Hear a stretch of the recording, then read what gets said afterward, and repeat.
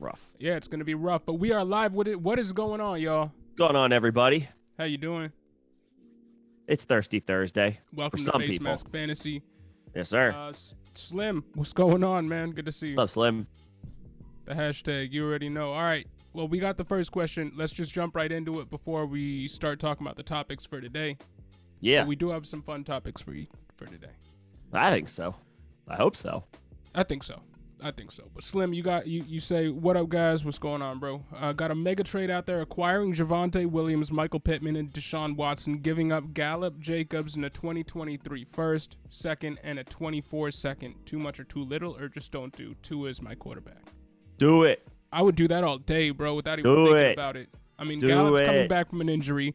Do it. Jacobs, I mean, one thing that I always kind of stand by in Dynasty is once a running back has given you a good 2 to 3 years, I mean, it's okay to be looking for the sell.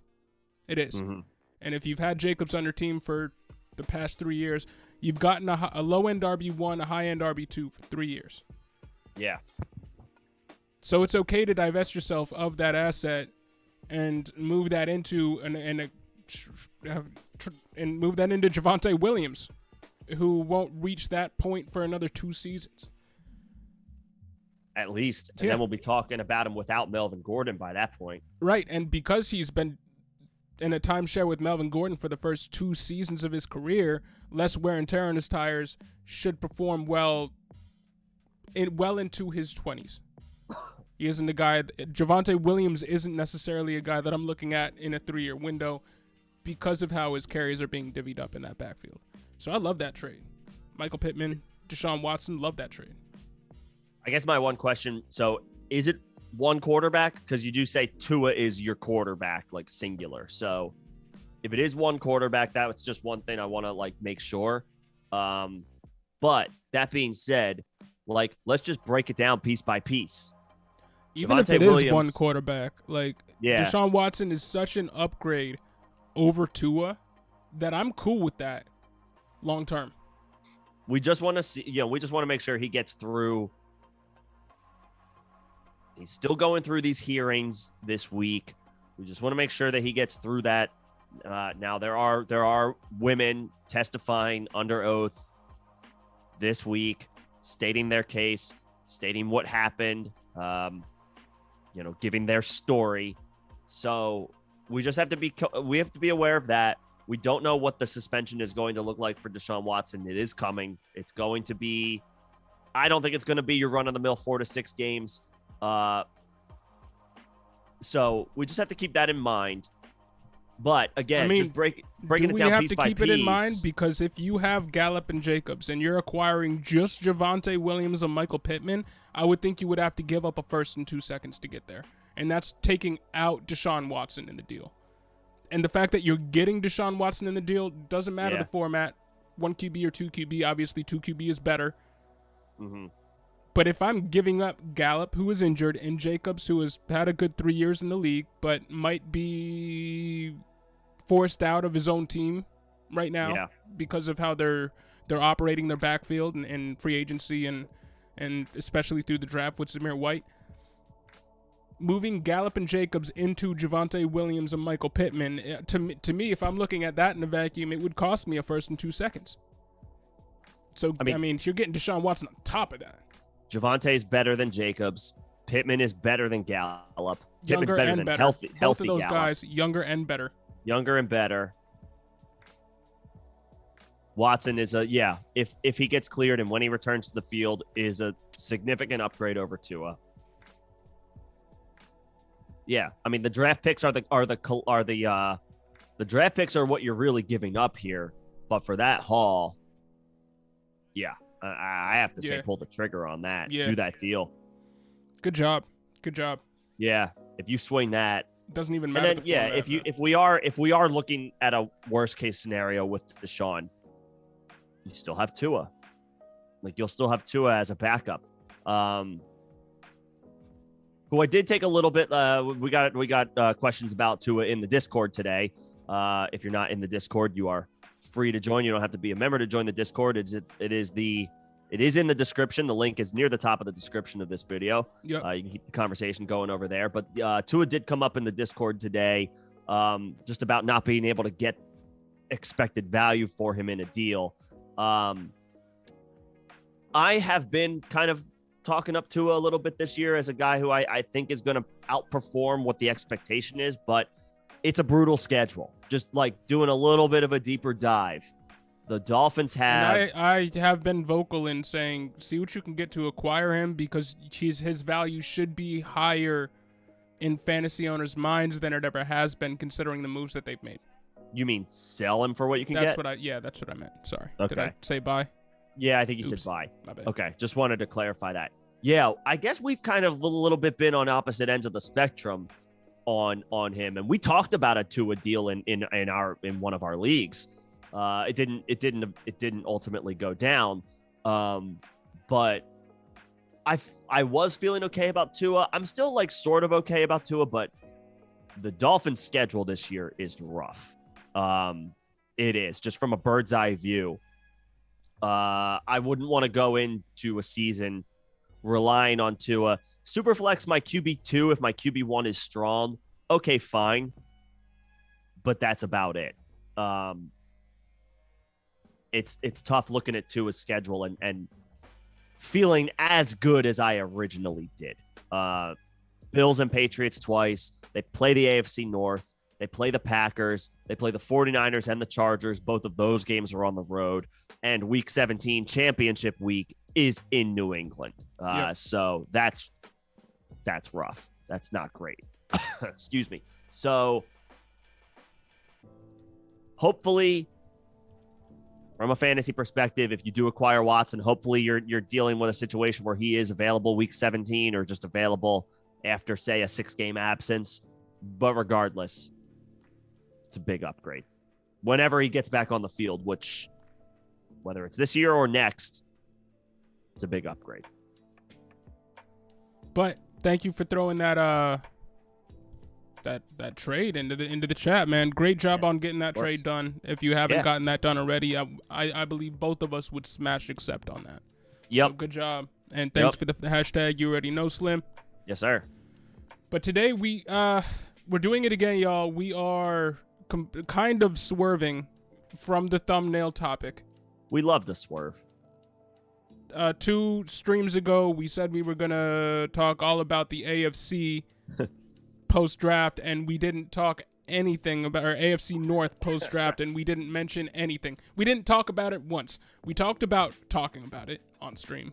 We talked about talking about it. We didn't talk about it at once. Yeah.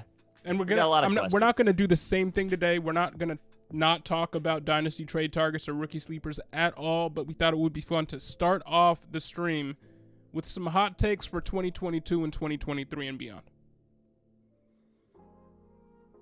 And this is something that was not super premeditated. Nick and I, when we turned on the setup here, we were talking for maybe 10 minutes before the stream started about doing something like this. So this is a little bit ad hoc, but do you have any hot takes that are just super? Like do you have any hot takes for us? Start us off. Top of mind? Yeah. I don't know how much this is a hot take, but we're trying to identify guys where it's not, you're not quite, the consensus is not quite, at a certain point. And so I'm going to start with a big name. I'm going to start with a big name and work my way down. we're very high this year on Mike Evans. Antonio Brown is just gone. And Chris Godwin, we expect to miss multiple weeks to start the season because he tore his ACL in November. Average return to full health is about 11 months for an ACL, which would put Godwin on track for around October, best case scenario. And that doesn't factor in all of the rehab that's going to go into Godwin's offseason. Right. And probably trickling into the regular season a little bit too, unless he's a fast healer, which would be great for Godwin, but we can't bank on that. Mike Evans is currently being drafted as the wide receiver 8. This is according to Underdog Fantasy. Wide receiver 8 with an ADP of about 20. I think he has not an outside shot. I think he has a very good shot to not just blow past that, but be the 2022 wide receiver 1. The wide receiver 1. Okay. I don't disagree, man. We talked about this yesterday. I don't disagree. Yeah. Tom Brady is back. Now, Cooper Kupp just put together a literal historic season. Historic. It's hard to replicate history. So, while I still think Cooper Kupp is a very safe bet, is as safe a bet as there is out there to finish as a top 5 wide receiver, and maybe even that's selling him short, it's hard to repeat literal historic numbers. What do you think every defense is going to do when they play the Rams next year? They're going to triple Cooper Kupp. And they're going to see if Allen Robinson still has something left in the tank. And when I say triple, maybe I'm being a little tongue-in-cheek or facetious, but Cooper Kupp is going to see Cooper Kupp's going to see all of the different coverages in the world next year. And they will never, none of them will be able to stop him. Yeah. Now, that leaves like guys like Justin Jefferson, Jamar Chase, and Stephon Diggs, all outstanding in their own right. And I've been bullish on the Vikings passing attack this year as it pertains to Justin Jefferson. I do think the Bengals are potentially looking at a bit of a Super Bowl hangover because we've seen it happen before for teams to lose the Super Bowl. Doesn't mean their season's going in the tank, but there could be enough lull periods, lull moments. Like, do you remember what happened last year with Kansas City? There was a stretch in the middle of the season where that offense was not clicking the way we are used to see them clicking. Kansas City lost the Super Bowl prior to the Rams-Bengals Super Bowl. They still had a great season. They made the AFC Championship game, but during the regular season, they took their lumps. They had a little bit of a Tom Brady at the end of his career with the Patriots season where it took them until week 6 to really turn it on, and then they were the Chiefs that we remembered. But up until around week 6, we were looking at them like, we're not so sure about him. And that's kind of what happened every year towards the end of Tom Brady's career with New England. Every year. I mean, New England would start off slow, and then by around week 6, right around when they played the Bills, they would turn it on. And just in time, right? Yep. Anyway, I love Justin Jefferson this year, but to be fair, he does, he has a very good running mate in Adam Thielen. Mike Evans won't have that, at least for the first month of the season. Russell, no disrespect to Russell Gage, but Adam Thielen is a better receiver than Russell Gage. Jamar Chase is excellent. He's fantastic. He's a dynasty he is the overall dynasty wide receiver 1 wherever you look, but he's got an excellent running mate in T. Higgins. Stephon Diggs, I would say, is maybe the only other threat. We'll see what happens with players like Devontae Adams and Tyreek Hill, who switched teams. Anyway, long story short, Mike Evans, we've talked about this before. He's a layup for 1,000 yards. He has done it in literally every season of his career. Now he gets to, he gets Tom Brady back for one more season. Chris Godwin will be rehabbing, coming back from the torn ACL. I think Mike Evans is going to be hyper targeted. And for what it's worth, Rob Gronkowski, we haven't seen him fully commit back yet, or commit at all yet. We think he will. We're pretty sure he will, but he hasn't yet. Mike Evans, not so dark horse to be the overall wide receiver 1 for 2022. I like that a lot. And I'm not going to say I agree with you that that's going to happen, but it's absolutely a possibility. I wouldn't say it's out of the range of reality. I think that might happen. That could happen.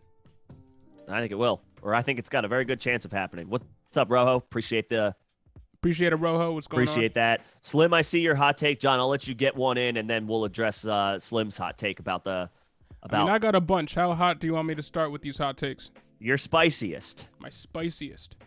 Your spiciest. Or, you do what you want. I started with a big name, and I'm kind of work my way down a little bit. I don't know about that. I'm going to start with the one that I was working on most recently.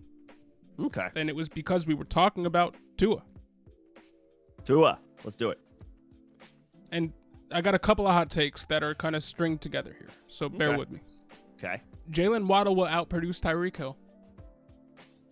Okay. Wow. Yeah, a hot take. I told you, Dang. starting spicy. And Tua and the Dolphins will be looking for a quarterback next year. Oof. I'm coming in hot. Let's do this. Let's do this. Man. If we're gonna do these hot takes, let's actually do this. Then all let's right? do it right. Listen to me. Let's do it right. Check this out. Tyreek Hill posted a career low in yards after the catch per reception last year. He was 42nd in the league. And this is with Mahomes. He's 28 years old right now. Not saying he's going to fall off, but just hear me out. Yards per route run was also career low. 11th in the league. Still not terrible. 11th in the league. Not terrible. But still lowest of his career. His ADOT dipped to 10.6, which was the lowest it had been since his rookie season last year. So a lot of that wrapped up in the Chiefs started off slow, weren't exactly the Chiefs that we all remember seeing from over the past 4 years last year. To better illuminate that and the difference between even Pat Mahomes last year in a down year and Tua in his best season last year thus far. Patrick Mahomes' yards per attempt have always been above 8 up until last year. And in 2021, in a down year, it was 7.4 yards per attempt. Tua's yards per attempt in 2020 was 6.3 and 6.8 in 2021. And his air yards per attempt was 6.9, 31st in the league. Mahomes was 7.5 air yards per attempt, which I believe was 20th in the league last year, in a down year. Now, Tyreek still performed. Like a wide receiver one. He have a career high in catches, I think. I think he had a career high in receptions last year. So, just to your point that he still delivered. But he had 87 receptions last year, Tyreek. Or no, that's in 2020. I was going to say. In 2021, he had 111 receptions, which Might was be number 3 high in the league last year. You know who was number 1? In receptions? That was number 3 in receptions? Yeah. It had to be Kupp. Kupp was number 1. You know who was number 7? Number 7? Jalen Waddle. Yes. There you go. I know he had like 105, 104. Yeah. Boom. Tua doesn't throw deep. No, he doesn't. Tyreek has historically done a lot of his damage deep. Last year, he was 9th in deep targets with 27. Jalen Waddle had 10, and he was 61st in the league as that team's far and away wide receiver 1. Yeah, not close. Far and away wide receiver 1. Right, yeah. It's just not something that offense in Tua does well. You know what Tua does well? Passes short. Mm-hmm. To Jalen Waddle. I'm not saying that Tyreek is going to fall off a cliff. I'm not saying that Tyreek is bad. I'm not saying that he's reached his age cliff and this is it for Tyreek Hill. But Jalen Waddle broke the receptions for a rookie record last season. So everybody's looking at Tyreek and looking at what he's done over his career, and it's been incredible. He's a Hall of Fame wide receiver for sure. Oh yeah, he's a layup. But Jalen Waddle broke a rookie record last year for receptions. 100. That was a rookie record. I mean, it's not that hard to believe. I believe it was the rookie. It was the rookie record for receptions. 100 catches is great for anybody. For a rookie to do it is. So while everybody's thinking that Tyreek is the clear and away wide receiver 1 for this team, yeah, he might operate as such on a weekly basis, but we could be looking at the end of the year and looking at Jalen Waddle like the more consistent, maybe safe, but also maybe lower variance, higher upside player as opposed to Tyreek Hill. And because of the schedule that you mentioned earlier on in the stream, it's a that the brutal Dolphins are schedule going for to be Miami. dealing with. Yeah, it's a brutal schedule. If Tua struggles to put up wins, which he could, if Tua struggles to connect with the phenom that is Tyreek Hill in their first season, Tua could be forced out of a job in one of the best quarterback classes of the past 3 to 5 years. This would be the opportunity. This is another reason why I'm like, yo, you need to think about selling Tua. And look at what Tua has done over the last 2 seasons. He's been, I believe it was fantasy points per game. Here it is, 2020. He was the 28th quarterback in fantasy points per game. Not end of the year. Not just like taking out the fact that he missed games due to Ryan Fitzpatrick playing ahead of him and stuff like that. In points per game, 28. In 2021, 28. 21 fantasy points per game. He was the 21st quarterback in fantasy points per game in his best season as a pro. I know there were a lot of issues working against him. Only 2 years, but yeah, heard. But points per game, again, he only played 13 games, but in those 13 games, he was the 21st best quarterback. That's not great. There's a reason why somebody in the Discord was having issues selling Tua last year, or today. Still having issues today. Yeah. So I think there's maybe not a good chance, but I think we could see it come to fruition, where this is Tua's last year as a starter, and Jalen Waddle outproduces Tyreek Hill. Man. I don't know if it's his last year as a starter. I feel like in Miami. In Miami, fair enough. Yeah, I feel like another team, if not Miami, takes a shot on him next year just because he is still young and was a top 5 pick and has shown promise. You have to go back to college to when that promise was shown. But yeah, I guess this is kind of like the rumors about Deshaun Watson are gone.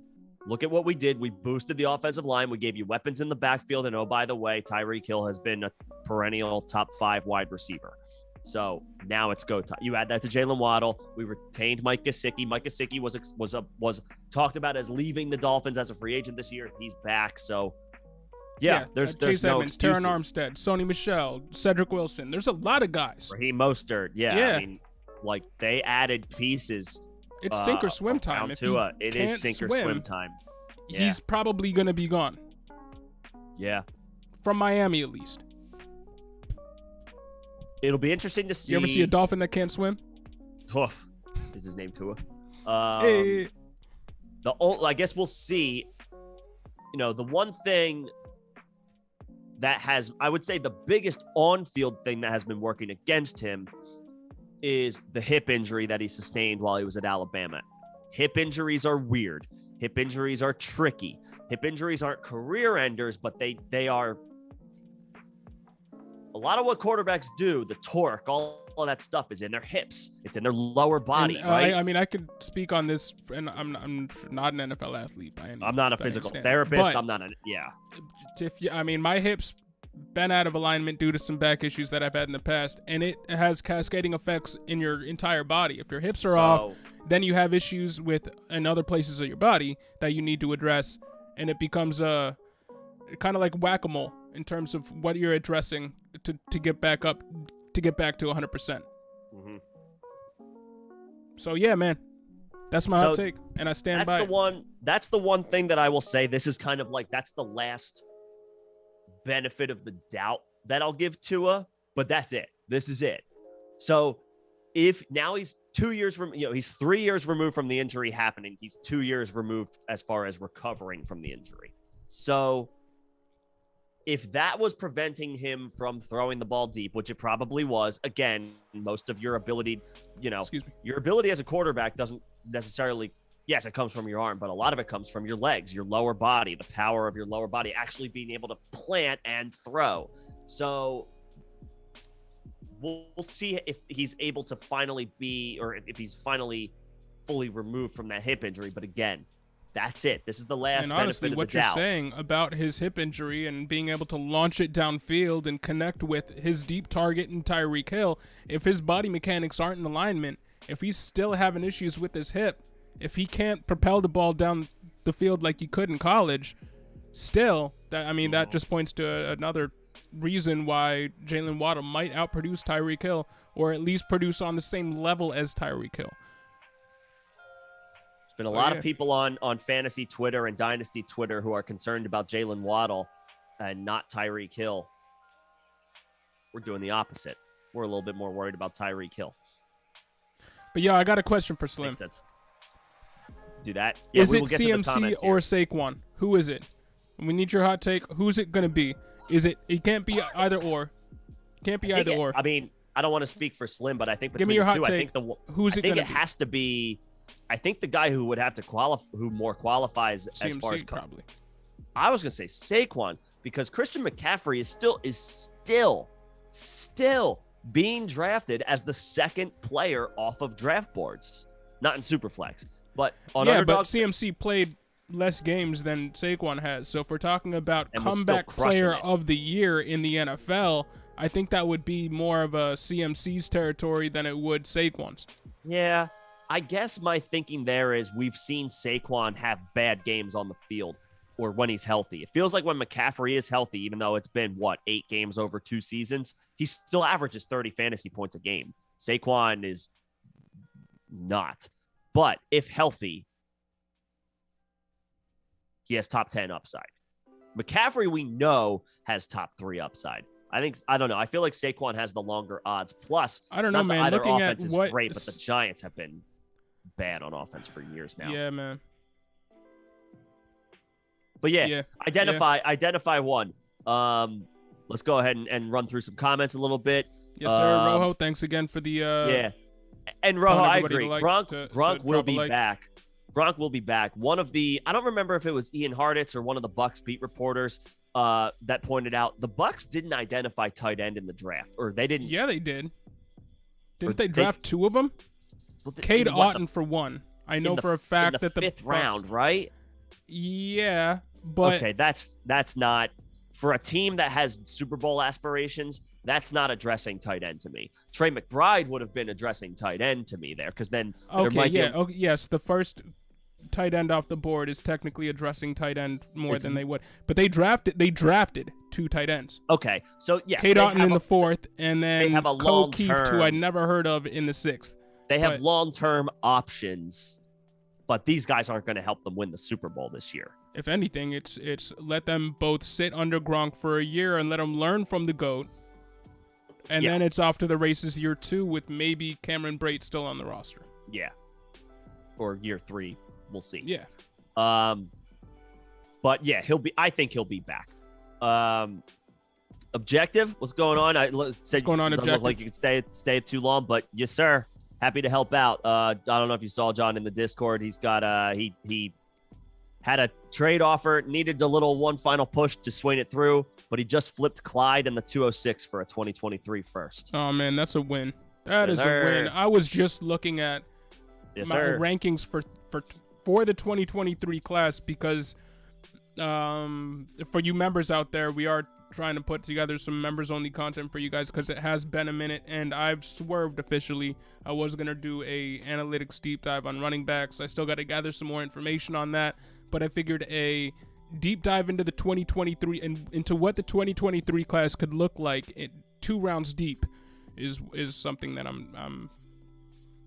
you're probably going to, if you're a member, you're going to have access to soon. Little way too early look at 2023, like 2-round mock. We've done it before, but it was basically just a listing off of players. But now we're really going to go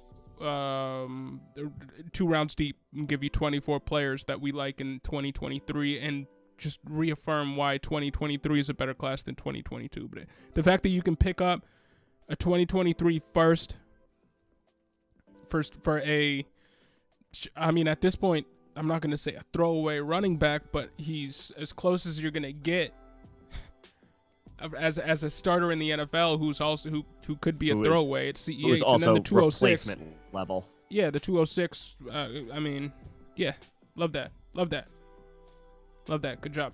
I mean, the 206 in a you know. Let me take a look at our rookie draft and who ended up at the 206. I mean, is that Wan'Dale Robinson? Is that? Yeah, that's Wan'Dale territory. Yeah. Is that somebody's too high on Alec Pierce territory? Is that either way? I'd rather have the 2023 first like than a Brian CEH Robinson and Alec Pierce. Or Tyrion Davis. Maybe Damian Pierce is a best case scenario. Yeah, I'd rather have the 23 first than two middling RBs who could be phased out of their offense in 2 seasons. Bless you. Yeah. Good job. Yeah. And props for helping him out in the Discord. Oh yeah. I'm on board, and I'm glad to see that the league mates are. See, I always love that when I come out feeling good about the trade. Anybody who's complaining in the league, they just wish they were a part of a deal like that.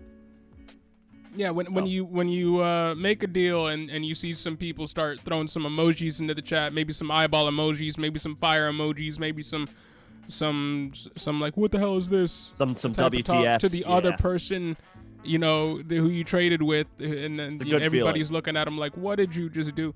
I love coming out of those trades. Yeah, good feeling. Use a nerd coming. Oh man, hey, dang. I like the sound of that. I think you're wrong. Yeah, I don't. Wrong. I mean, hey, this but is why we do these hot takes. Take. That is absolutely a hot take. That is a hot take. And I would not hate if that came to fruition. I mean, you've been a proponent, and we talked about this, I think, on Tuesday about post-NFL draft.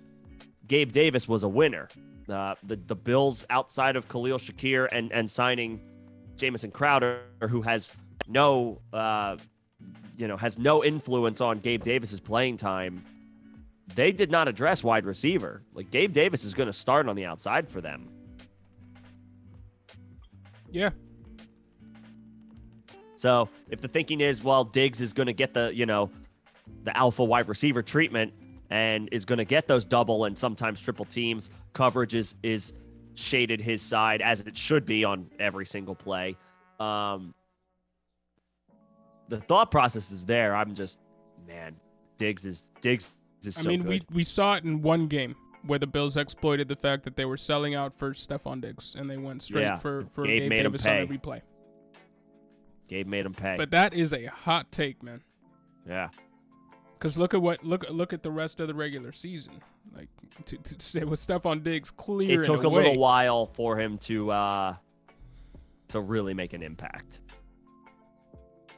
But I like it. I like it. Coming out hot, use nerd. That's what we do. And Rojo, your hot take is Winston will finish as a top 10 quarterback. Hey. Okay. I mean,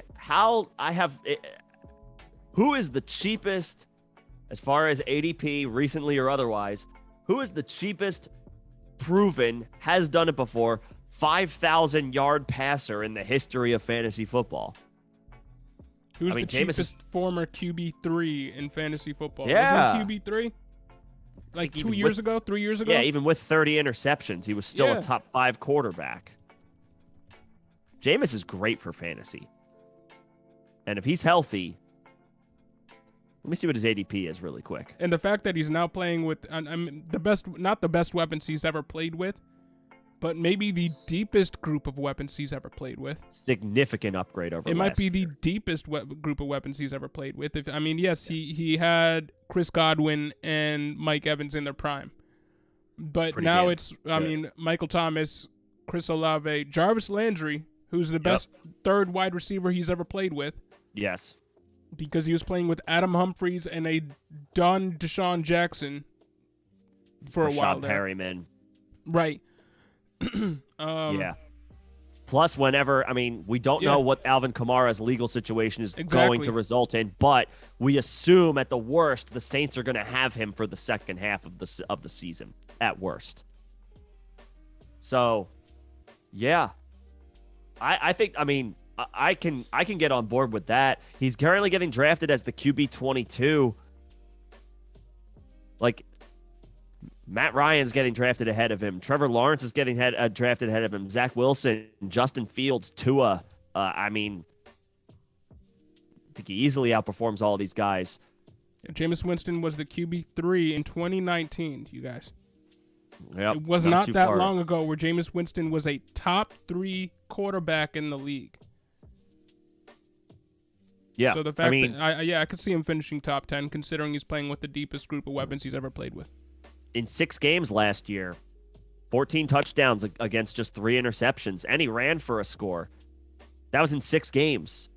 So he's averaging 2.5. He's averaging 2.5 touchdowns a game in his first season in the offense, playing with bare bones. Yeah. I mean, yeah, sign me up for that. That's an easy target in one quarterback formats. And I mean, as good as I feel about Jameis Winston finishing in the top 10 at quarterback this year, is just about as bad as I feel of Daniel Jones finishes as at the QB1. Yeah, Slim. East. I mean, I don't see that happening. That is a very hot take. So very QB1 hot for take. fantasy? QB1 for fantasy or like best quarterback in the NFC East? Because there is a difference. Either way, I don't see it. But hey, we asked for hot takes, so give us your hot takes. Yeah. Those are absolutely hot takes. I like that Winston one though, Rojo. That's a good one. I gave a small vote of confidence for Daniel Jones on Tuesday when I said I think he can be a QB2 for you this year. But QB1, I mean, Dak Prescott's a better quarterback in the NFC. And in terms of fantasy, just the fact that Jalen Hurts can run. Jalen Hurts is a better fantasy, because he's far and away a better fantasy quarterback than Daniel Jones will ever be. Even if Daniel Jones figures it out with his arm this year, figures it out. I just think the ceiling for him is not nearly as high as it is for even Jalen Hurts. He's in the best situation that he's ever been. Not that that's saying much. I think the team and then the front office wants to get rid of him too. I think we do have to throw that in there too. I don't think that. I mean, did they give him the 4th year or the 5th year? They declined the 5th Exactly. year option. The organization has no faith. Basically, this is what they said with them with them not making that move. The organization itself, the new front office and head coach that they brought in, they don't believe in Daniel Jones. Yeah, the GM came out earlier in the offseason and said we have failed him at every turn, and then declined his option. And I don't think that. And we went over this when they made that announcement. They threw a ton of money at Kenny Golladay. They drafted a wide receiver in the 1st round last year, and for them to turn around and say that they haven't done a good job of putting of surrounding Daniel Jones with talent. That's all they've tried to do over the last few seasons. So it's kind of crazy to me. It's kind of crazy to me that they would come out and say it. It seems like a way to save face without throwing their quarterback under the bus. And Golladay got hurt. Kadarius Toney had a weird rookie season. He was in and out of the lineup. That has nothing. Both of those things have nothing to do with the fact that the team went out and tried to put weapons around Daniel Jones. Mm-hmm. And it hasn't worked out. So yeah, I don't see that happening, Slim. But what's going on, Jason? What's up, Jason? How you doing, man? All right. What is your second hot take? Sorry, the cough is like. Nah, man, it's all good. It's all good. Bugging me a little bit, but I'm okay. My second hot take. I'll give you a hot take. The Broncos wide receiver to own is being drafted outside of the top 150. Are you talking about KJ Hamler? Actually, he's being drafted outside the top 175. Right, and I'm talking about KJ Hamler. This is a KJ Hamler. Okay. Take. This is simple. We haven't seen for a couple of years now. We have supported these guys, but again, this is hot take central right now. We haven't seen that much from Cortland Sutton. We haven't seen that much from Jerry Jeudy.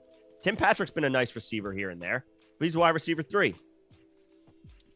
Dating back to his Seattle days, we always talked about how Russell Wilson had this quote-unquote cerebral connection with Tyler Lockett. Now, obviously, we can't just port one situation over to another and call it and say that the same exact thing is going to happen. But Tyler Lockett ran a 4.33 40. KJ Hamler runs a 4.27 and is of the same mold of Tyler Lockett. Now, I know that KJ Hamler is also coming back from an injury. He tore his ACL and missed the entire season, right? It was a torn ACL? Yes. I'm not making that up. KJ, the receiver who most closely comps the receiver that Russell Wilson enjoyed throwing to the most, and the proof is in the pudding, he had quite literally a perfect passer rating throwing the ball to Tyler Lockett. Perfect passer rating. Maybe that was for just one season, but either way, stellar, phenomenal numbers across the board for Russell Wilson as far as his quarterback rating or QBR, all of the advanced analytical metrics as far as analyzing and rating a quarterback. When throwing to Tyler Lockett, it didn't get much better for Russell Wilson. KJ Hamler is that guy as far as which pass catcher in the Broncos offense most closely resembles what Russ had in Seattle. Hamler can be had for dirt cheap. If at the around 175, let me just go take a look quickly at the other players that are being drafted around where Cortland Sutton and Jerry Jeudy are being drafted. I'd rather take a shot on Allen Robinson. We just got done talking about Gabe Davis. I mean, you want to talk about being attached to Josh Allen. That's pretty cool. Not 2 or 3 or 4 spots later is Juju Smith-Schuster, who should be the wide receiver 1 for Patrick Mahomes. And another couple spots down, Kyler Murray, who is the best bang for your buck quarterback that we think. Michael Thomas, who has been the overall wide receiver 1 we expect back healthy this year. And again, about 10 spots down, Rashad Bateman and Brandon Cooks. I am passing on Cortland Sutton. I am passing on Jerry Jeudy. Tim Patrick's a nice player, but there's going to be probably some running backs in that area that I think I want to target because I'm going to be going 0 RB. Give me KJ Hamler with an ADP of 180. And let's see what happens. He's a guy that I would be more apt to go all in on if I'm going in on one person from the Denver Broncos passing attack in best ball. Just because you don't have to predict which week, just like Tyler Lockett was a better best ball pick than redraft pick or even dynasty pick, because you don't have to predict the blow up weeks that he would always have with Russell Wilson. He'd have 4 touchdowns in the game, something crazy. In best ball you won't have to predict that with Hamler. And because of the low draft investment, I mean, you can get him in the 18th round. You can get him in the last round. So yeah, I like Hamler specifically in best balls. Like right where Tim Patrick is going, I could draft Rachaad White. I could draft one of our favorite tight end targets this year, Robert Tonyan. Not too far down the list, I could draft Jarvis Landry. There are other options. Give me Hamler. Hamler won't be drafted in shallow redraft leagues. He'll be picked up before long. All right, and before we get to my hot take here, let's go through this chat here. Jason, what's going on? You say, speaking of Giants, what do you think of Wan'Dale Robinson? I'm thinking of drafting him or Jelani Woods at the 305. 10-man. Hey, if you can get Wan'Dale Robinson at the 305, I would probably take Wan'Dale Robinson over Jelani Woods. And then it would trade up to the 306 to draft Jelani Woods. But, right, yeah. Then immediately do what you have to get. Yeah, do what you have to trade up, get the 306, and take them both. Because Wan'Dale Robinson's second-round pick, we're already hearing rumblings just today. Nick told me before the stream that Kadarius Toney's having his reps managed. It's a May update. Take it with a grain of salt. Take it with a grain of salt. Everything we hear about Kadarius Toney is bad. Everything we hear about Kadarius Toney is bad. Wan'Dale Robinson plays and excels in the same areas of the field where Kadarius Toney previously did. I think they're looking at it like we might have messed up in the character evaluations for Kadarius Toney, and we need to get somebody in there who has a better head on their shoulders in Wan'Dale Robinson, who more fits in with the team culture that they're trying to turn around with the Giants. And I don't think Kadarius Toney fits the type of... Seeing how Brian Daboll and Joe Sheen have moved over the past few seasons in Buffalo, Kadarius Toney is the last type of wide receiver that they want as a building block for their future. Remember, the Bills team back in the day traded away Sammy Watkins in his prime because they deemed him a character issue in their wide receiver room. And I'm not saying that they're going to trade away Kadarius Toney, but I think they're bringing in Wan'Dale Robinson to basically make the Kadarius Toney pick that they made a year before obsolete. So I like Wan'Dale Robinson. Or at least add the depth to the point where they don't necessarily have to rely on him. Yeah. Mm-hmm. And Rojo, Nico Collins, pre-draft, pre-NFL draft, people were saying that he was going to take a big leap. What's changed? Mechie, he ain't playing the first 6 games. Still think Nico's going to be a fan of... Oh, nothing's changed for relevant. Me. Yeah, man. I like Nico. Nico is a RAS, not an RAS god from the wide receiver standpoint, but he's close. He's as close as they have on the Texans. Mm-hmm. Was a big fan of Nico last year as like an 18th round best ball pick, just because, much like last year, not as bad last year as this year, or sorry, not as bad this year as last year, but last year Houston didn't have nearly as many options in the passing game. Nico only ended up getting like 1 touchdown last year. I think it was the last week of the season. But it was a 3rd round rookie taking his lumps, learning how to play in the NFL. I think he absolutely takes a big leap forward this year. I think he should start on the outside opposite Brandon Cooks. He will. I don't think it should. I think he will. And Brandon Cooks, he's, I believe, 28 going on 29. He's a little older now. And, yeah, John Mechie is in there. But, I mean, Davis Mills. Are people expecting Davis Mills to be great this year? Are we expecting him to hold on to his job? I think there's a non-zero chance that Davis Mills loses his job over the course of the year. Maybe not over the course of the season, but is up for who's the backup? Being demoted as soon as the season is over. I don't know if he's going to get relegated to backup this year, but I think his performance this year could relegate him to backup in 2023 to a CJ Stroud, or a Carson Strong or something like that. In which case, Nico Collins to the moon with Brandon Cooks possibly off the team at that point. I'm not worried about John Mechie at all. I'm still trying to acquire Nico Collins, and I think mid-season Nico Collins in Dynasty this year is probably when you're going to be able to get him for the cheapest. I agree. For the record, the Texans' backup quarterback is Kyle Allen. Davis Mills would have to have his head. He's going to start all year, but my point was that... he's not going to be demoted this year. But by next season, he might be looked at as a future backup.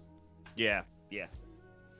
I think he'll be fine this year. He probably isn't a long-term starter in the NFL, but he showed out a little bit last year. He had a very strong deep. He has a good deep ball. Brandon Cooks may have had a little bit, may have helped out with that a little bit, being one of the best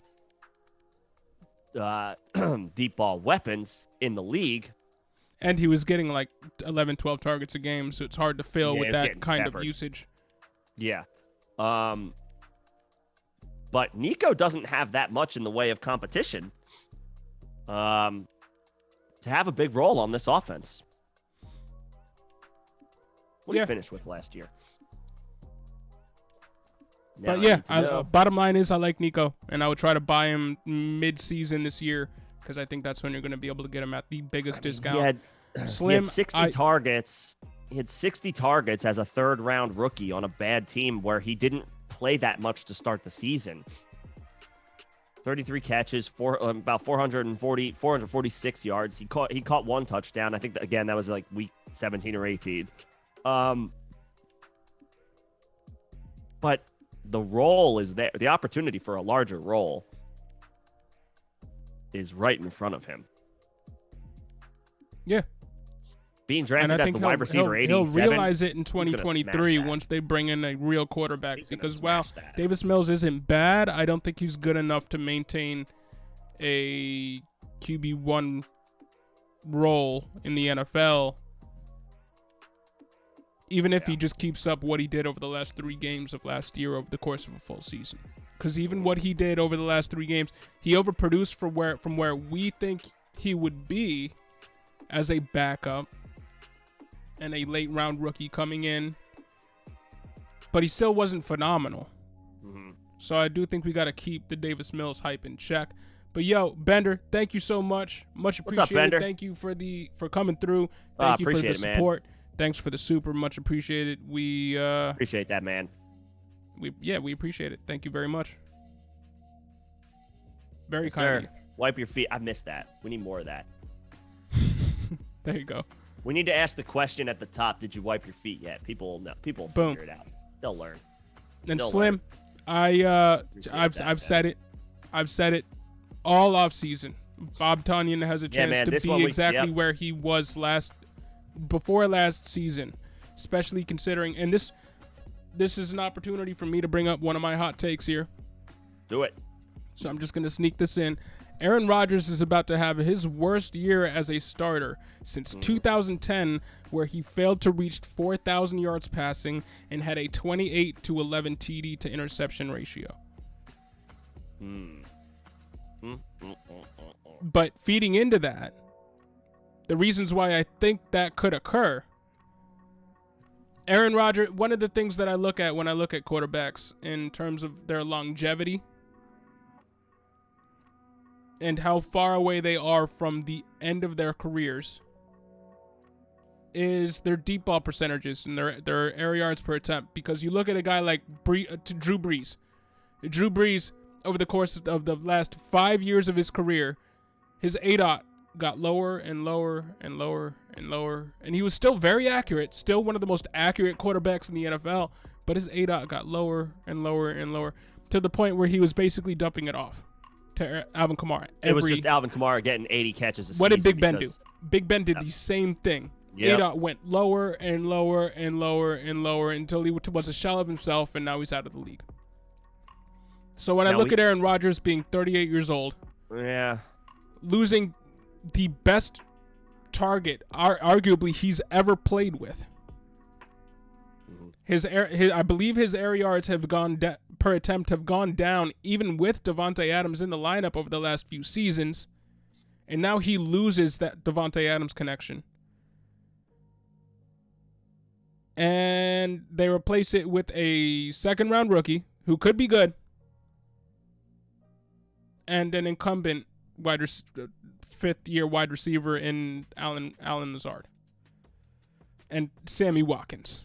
And the biggest beneficiary, I think, possibly, of Davante Adams leaving is Robert Tonyan, and I believe he does have a chance to finish top 3 in fantasy this year at the tight end position. But I also think the departure of Davante Adams and the potential for Aaron Rodgers to decline in his age 38, age 39 season is there, to the point where, no, I don't think Aaron Rodgers is going to fail to pass for 4,000 yards like he did in 2010. One, we're playing more games than we were back then. 2010, he missed time due to injury as well, but yeah. Didn't he start like 15 games? 2010 sounds like the year where they won the division. I think that was the year the Pack. I don't know why I remember these random things, but I feel that sounds like 2010 was that the year they won the Super Bowl? In 2010, he started 15 games, so he missed one game. Okay, I'm thinking of a different season. And I believe the 2011 season was where they finished 14-1, and I think. Okay, so then the 2010 season was when they won the Super Bowl. Yeah, but statistically, he didn't have he had one of his worst touchdown to interception ratios, and he had his second lowest yardage total, not counting injury seasons where he missed significant time due to an injury. Mm-hmm. And again, not saying that he's going to fail to reach 4,000 yards this year because he's playing one more game. But his TD to interception ratio, which has always been immaculate, yep, could look a lot more like that. Yeah, and Slim saying they won the Super Bowl that year. Yeah, they won. They turned it on in the playoffs, and he won a Super Bowl. But he was not stellar from a fantasy standpoint throughout the regular season. Aaron Rodgers could have another season where he's not stellar from a fantasy standpoint throughout the regular season. We're not speaking about what he did in the playoffs and how good he was in the playoffs and in the Super Bowl. But in 2010, I mean, he had Greg Jennings, he had Jordy Nelson. Points per game.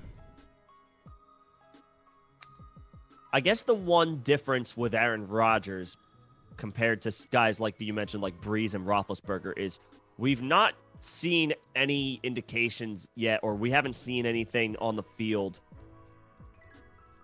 that would suggest that there's any type of physical decline. We haven't seen that yet. Okay. Where it's, it's obvious when he throws the ball deep or he tries to throw the ball deep and he can't do it anymore. We haven't seen that yet. True. It was glaringly obvious with Breeze and with Roethlisberger. But yeah, I mean, but they had better weapons than Aaron Rodgers is going to be dealing with this year specifically. Right, that's the difference. Rodgers himself, I think, is fine, but it is one of the thinnest collections of talent that he has ever had to work with. And I think that is going to affect him negatively. I'm not saying that Aaron Rodgers is going to fall off. I was using those guys as an example in terms of,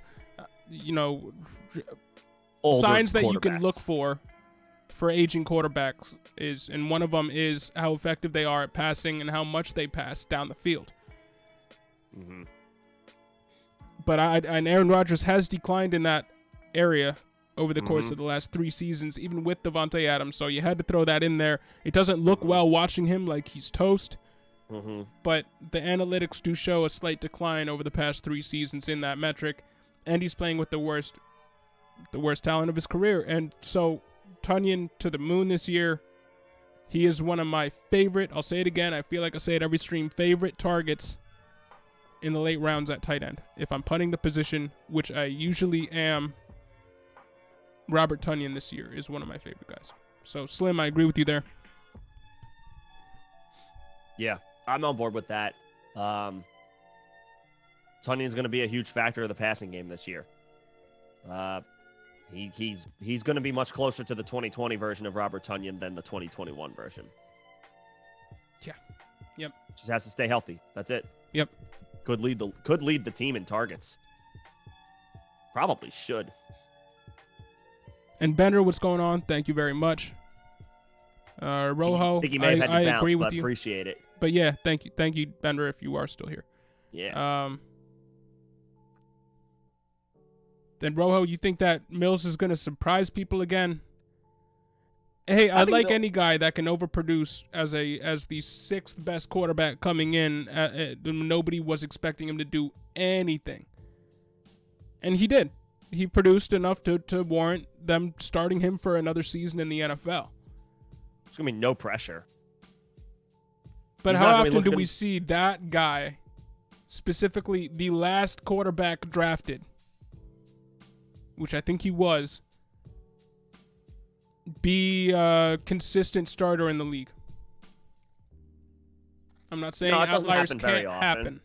It doesn't happen very often. But, I mean, I feel like he is. I mean, Kyle Allen got a few starts, and then Washington thought and the Panthers thought maybe we can use him as a starter, and they tried him out there, and it didn't work. Taylor Heineke, same thing. Yeah, Davis Mills is not going to be looking over his shoulder worrying about Kyle Allen. No. Not even close. But I don't think that I like Mills, but I don't think that Mills is... I think he's more in the vein of those quarterbacks. I'm not talking that about him in that he might get passed up for one of those quarterbacks behind him this year. I'm looking at Davis Mills more like he is one of those quarterbacks where he's gonna be exposed after this season, and teams are gonna be less likely to view him as a starter option. I think Davis Mills falls into that Drew Lock territory. I think he falls into that Taylor Heineke territory, that Jacoby Brissett territory, where he becomes a break glass in case of emergency type quarterback that can be valuable for an organization for a few games, but isn't a quarterback that a signal caller that the teams will want to rely on to win them games for more than a handful of games in case of that emergency. Could be wrong. Yeah, I mean, but I like him. Completed 67% of his passes last year. That's great as a rookie. And he wasn't, you got to give him this. Completing 67% of his passes, he wasn't dinking and dunking like we knocked Tua for his inability to throw deep thus far in his NFL career. Davis Mills was not dinking and dunking. So 67% completion percentage is pretty impressive. 16 touchdowns to 10 interceptions. So, doesn't exactly jump off the page, but he's, to your point, 3rd round rookie, 6th or 7th, quote unquote, best quarterback from last year's class with literally no expectations. And he comes into, there's no pressure this year either. There's no Malik Willis behind him. There's no Matt Corral. There's not a guy that the Texans invested in where it's like, okay, this is very clearly their future. Davis Mills has free reign this year. I think he's going to sling it, and I think he's going to be just fine. Yeah, he's not going to be am I predicting he's a top 10 quarterback? No. Is he a shoo-in to be a QB2 for fantasy? I'd be willing to go as far as to say yeah, I think he's a shoo-in to be a QB2 for fantasy. Yeah, I think he can be a low-end QB2, high-end QB3. I think he could be better than that. When I look at his deep ball completion percentage last year of 44.2, he was 4th in the league in deep ball completion percentage. That's good. Great. His overall accuracy rating was 27th in the league. That's not as good. So, but again, 3rd round rookie. So what if teams just weren't expecting this out of him and giving him coverages where it just wasn't open for him in the short to intermediate pass game, and he took what was available to him and hyper-targeted Brandon Cooks, and that led to him being the 4th best deep ball completion percentage having quarterback in the league last year when when nobody was expecting it. But now that we've seen it every year, teams adjust to these types of things after they have a whole offseason of looking at him, and now they can prepare for him instead of preparing for, I don't know, who was the other quarterback? Was it Tyrod Taylor? It was Tyrod. Tyrod Taylor, sorry. Instead of mainly preparing for him and then having to be like, all right, we're getting Davis Mills this game. This is what the game plan is. And that does, you listen to NFL players, and that type of thing does completely mess up the defense, what the defense is throwing at a team once they get a quarterback change like that. From one that's run heavy to one that's a pure pocket passer. So, yeah, if he can maintain his deep ball completion percentage, which was 4th best in the league, which I don't think he can, then yes, he has a chance to be a high-end QB2 in the league. But if his deep ball completion percentage resembles more his accuracy rating, which again was 27th in the league, as opposed to that 4th best completion percentage and deep ball completion percentage, then he's Kyle Allen. Then he's Taylor Heineke. And that's what I'm worried about. Is can he outproduce and overproduce where we expect him to again? Sure. Should we be expecting it when you look at the analytics like that? I don't think so.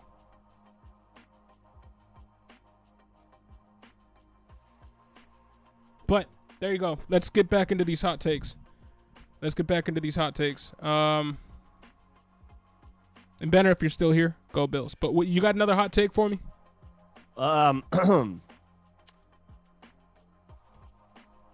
do I got? I got another one for you if you want me to just keep going. Yeah, you go. If you got one top of mind, go for it. All right. I have 3 left here. Okay. Do you want the one about the Ravens? Do you want the one about the Commanders? Or do you want the one about the Titans? Take your pick. Give me the Ravens. Lamar Jackson will be on another team in 2023, but despite that, Rashad Bateman will be a top 18 wide receiver in 2022. We're getting spicy now. Hey, I told you, bro. I came out the gate saying that Jalen Waddle was going to be better than Tyreek Hill in 2022. Yeah. And I'm not slowing down. We're going to keep him going. All right, you're gonna have to talk through this one because I'm not sure I buy that. Lamar Jackson has been working on getting a contract done with the Ravens for the past year? Yeah. He doesn't have an agent. His mom is his agent, and he's basically representing himself. He looks around the league and looks at what other teams are doing for their quarterbacks. Look at the Miami Dolphins. Basically going for broke, selling for broke, getting everybody they can to come in to make sure that Tua succeeds this year. I mean, you look at what the Cincinnati Bengals did in his own division. They needed an O-lineman. They said, screw it. Let's go get Jamar Chase to keep Joe Burrow happy. That's what he wants. We're going to have the highest octane offense in the NFL. Boom. T. Higgins, Jamar Chase, Tyler Boyd, Joe Burrow. Let's go. They make it to a Super Bowl. As opposed to, let's trade away our number one wide receiver. Let's give up on the wide receiver we drafted 2 years ago. Let's draft a running back, draft 2 tight ends.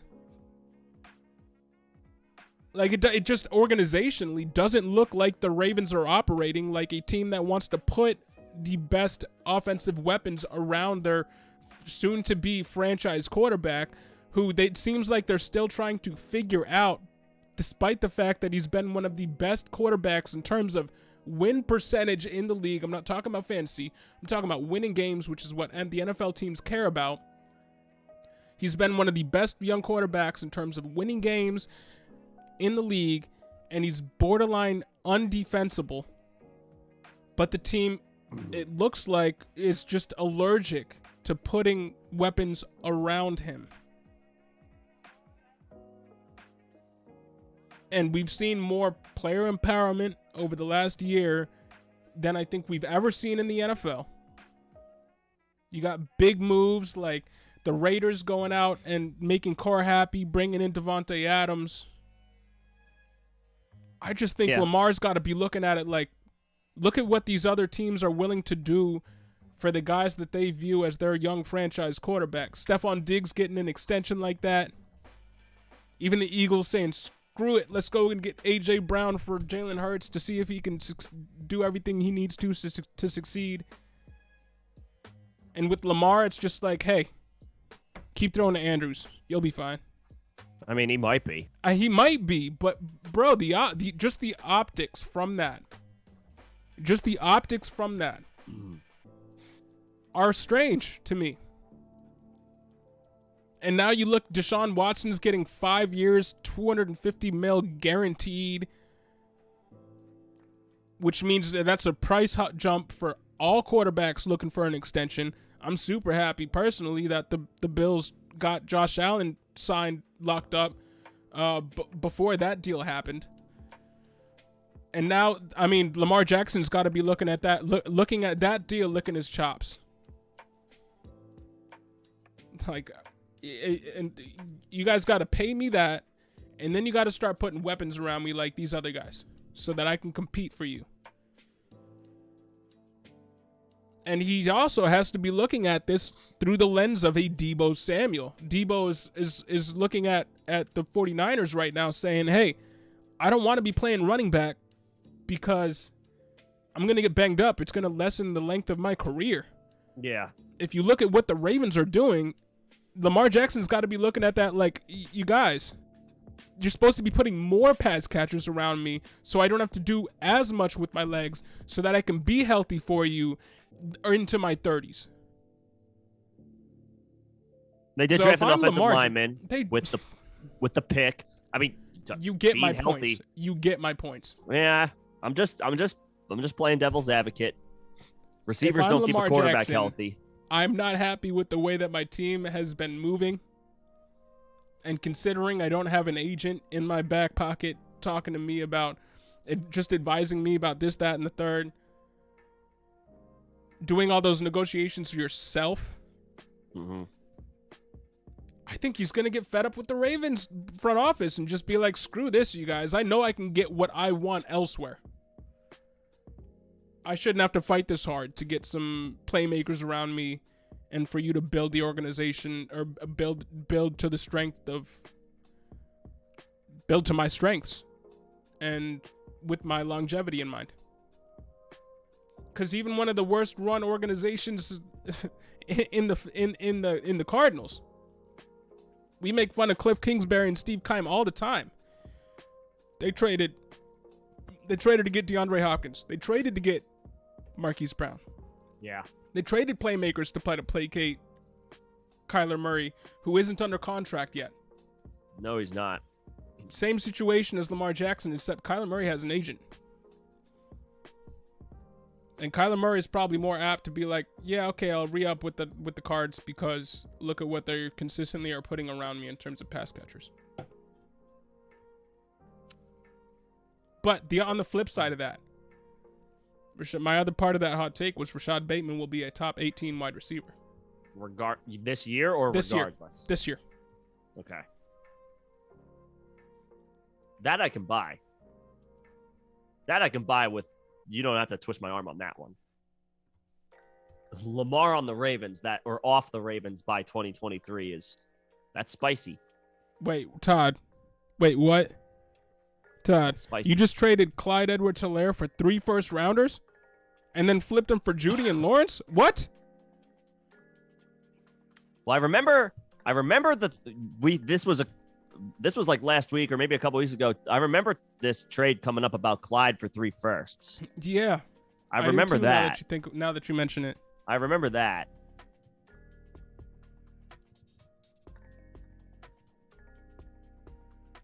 The Trevor Lawrence roll of the dice I like. The Judy roll of the dice I like because you're buying them low right now. If you did that to buy now. low. Well, first round pick's not a buy low, but I mean, I would say it's a fair offer. I mean, people might be looking for more than the first round pick for Judy at this point. Before the legal news popped off. For more. Before the legal news popped off, I think people were probably like, give me more than a first. If Gabe Davis was going for a first. Gabe Davis had a 4-touchdown game. Yeah, I guess. Just recency bias. I'm not doubting Jerry Judy's a better player, but like people do things based off of what have you actually done. Regardless, man, first off, getting 3 first-rounders for Clyde, basically whatever you do after that, great job. Yeah, it doesn't And matter. I don't hate picking up Judy and Lawrence, both young studs who should be on their team for a while. They're building blocks. And you still have 1 first. So good job, Todd. Good job. And Slim Herbert, QB1 overall, why not? We have an easy schedule this year. I wouldn't even say that's a hot take. He's on the short list of quarterbacks that can do that. He was number 3 last year, I believe. Yeah, I mean, number 2. Was he number? He was number 2. It was Josh Allen, and then Herbert, Tom Brady, Stafford, I believe. Yeah, that sounds about right. Because Kyler was hurt, Lamar was hurt, yeah. Dak wasn't as good, and then Mahomes was 5. Yeah, it was. Okay, Mahomes was 4 actually. Stafford was 5. Okay. But I'm still Herbert 2. Yeah, I mean, Herbert's on the short list of guys who can do it. Yeah. I mean, the offense is stellar. They addressed the offensive line, the left side of the offensive line to be specific, which was the weakness of their offense going into the draft. They addressed that in the first round. So yeah, I mean, he absolutely can. He absolutely can. Those AFC West matchups aren't going to be easy, but I guess they're not playing a first place schedule. They're probably playing. I guess they're playing like a third place schedule. They're not going to be easy, but it means he's going to have to be using his arm to the fullest. Yeah, he's going to be chucking. Yeah, Herbert's fantastic. Like, he absolutely, with Keenan Allen, with Mike Williams, he's got great ancillary pieces in Josh Palmer and Jalen Guyton. I think they kept Jared Cook. They added Gerald Everett. Did they keep Jared Cook? I didn't see that. I feel like they did.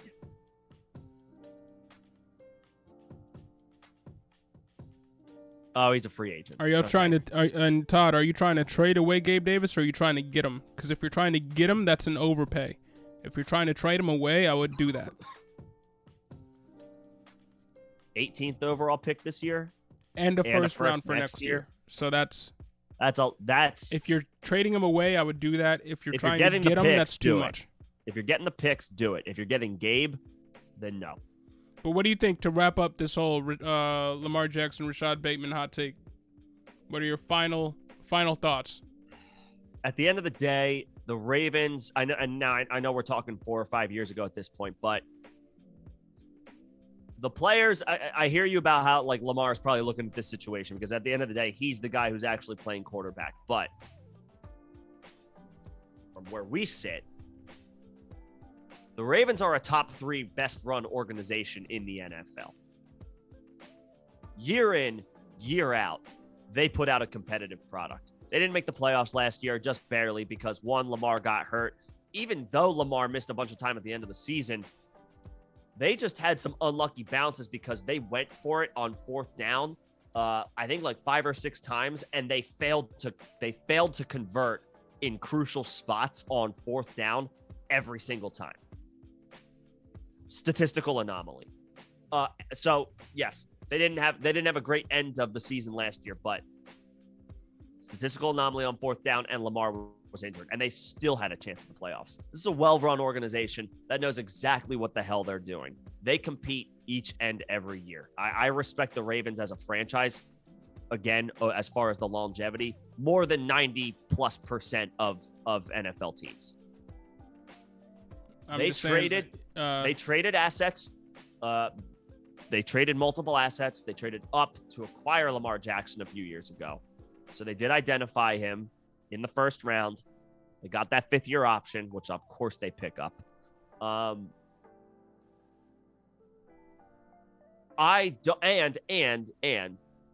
They are not gonna. We keep talking about how highly touted the 2023 class is, and that includes the quarterbacks 100%. The conversation starts with the quarterbacks. The Ravens are not going to be in a position to get one of the best signal callers in next year's draft. They expect to compete each and every year. I think they find a way to get it done with Lamar Jackson. And just because they don't I hope so. You can say losing Marquise Brown is a significant loss.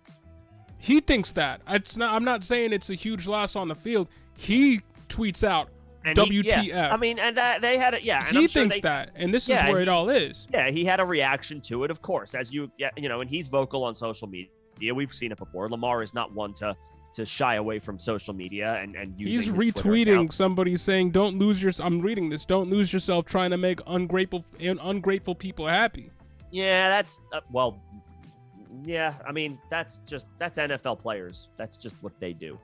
He's not the only one. Now, that being said, it is a concern, but it's not a bare bone situation. It's still better than what the Packers have. They still have Mark Andrews, and they still have Rashad Bateman.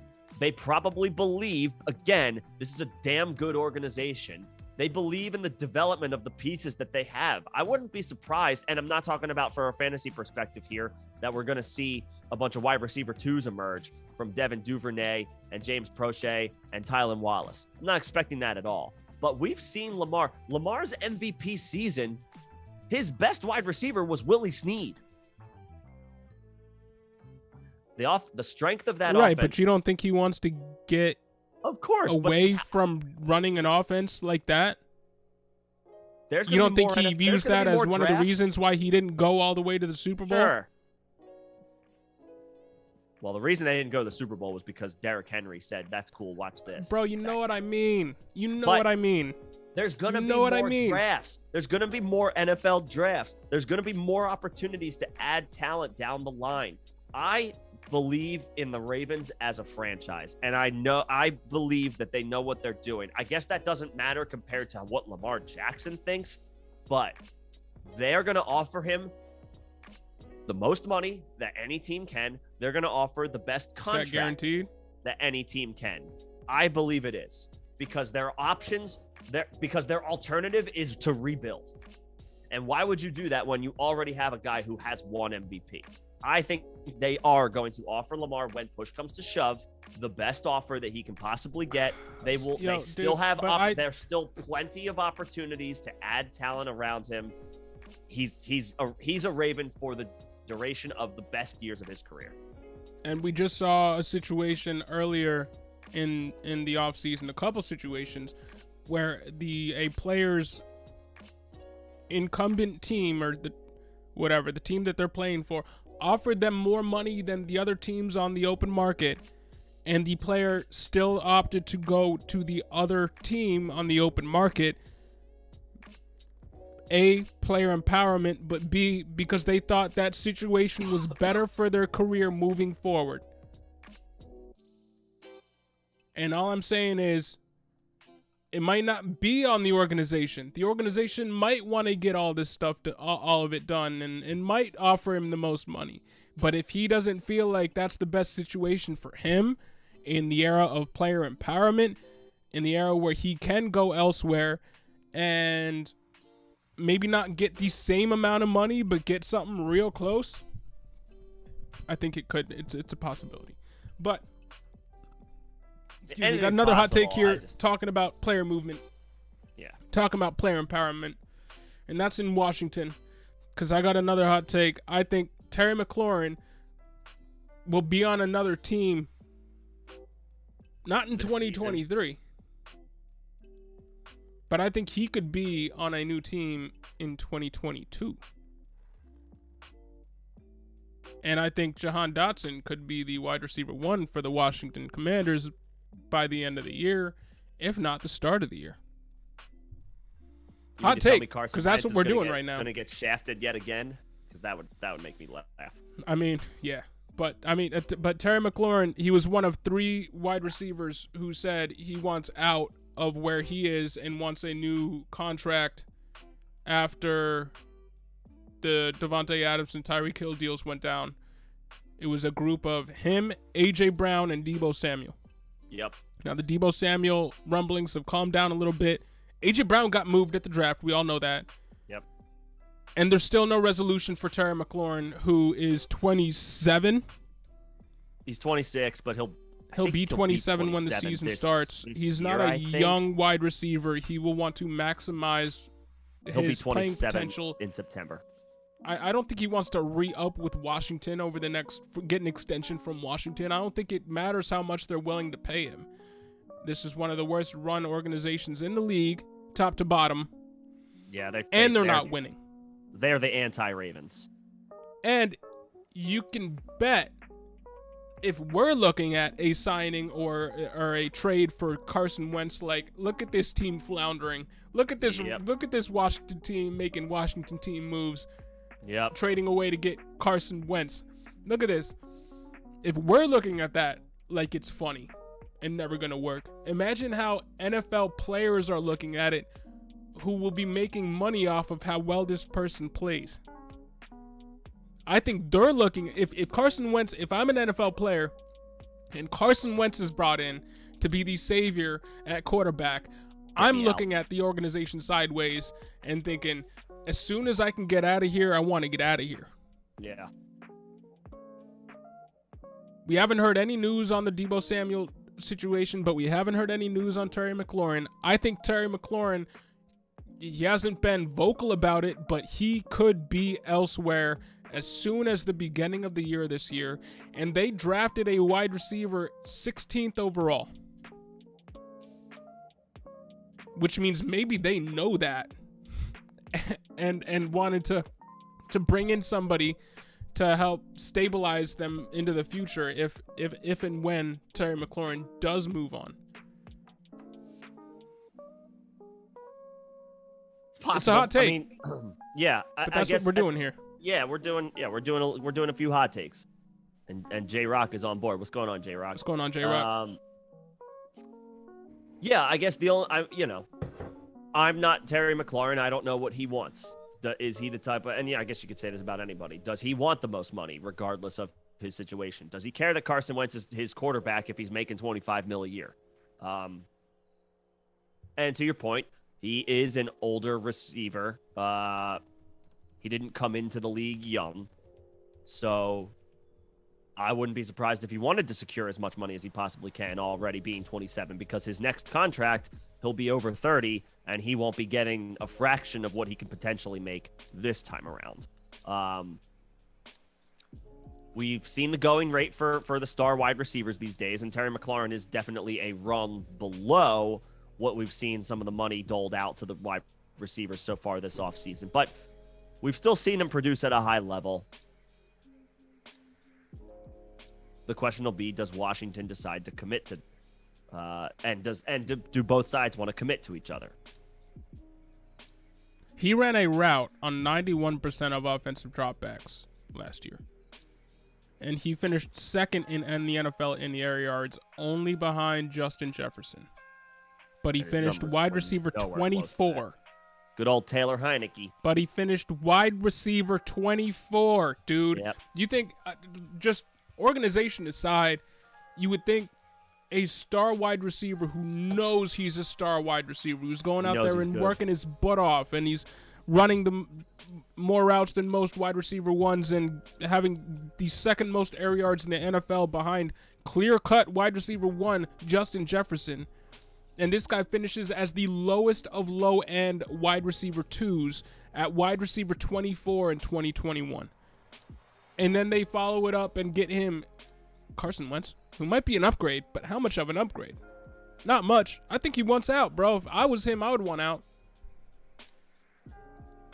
I mean, I would want out, but I've also been on record saying if the team that's offering me the most money is the team that sucks the most, I'll take the most money.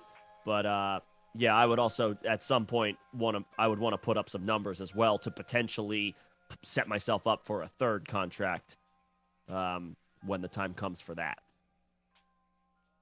It all comes down to what Terry McLaurin wants.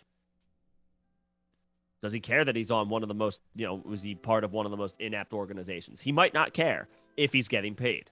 I think any wide receiver also looks at a team drafting a wide receiver in the first round and thinks, you're bringing in young competition. Yeah. On a team that definitely isn't Super Bowl bound right now.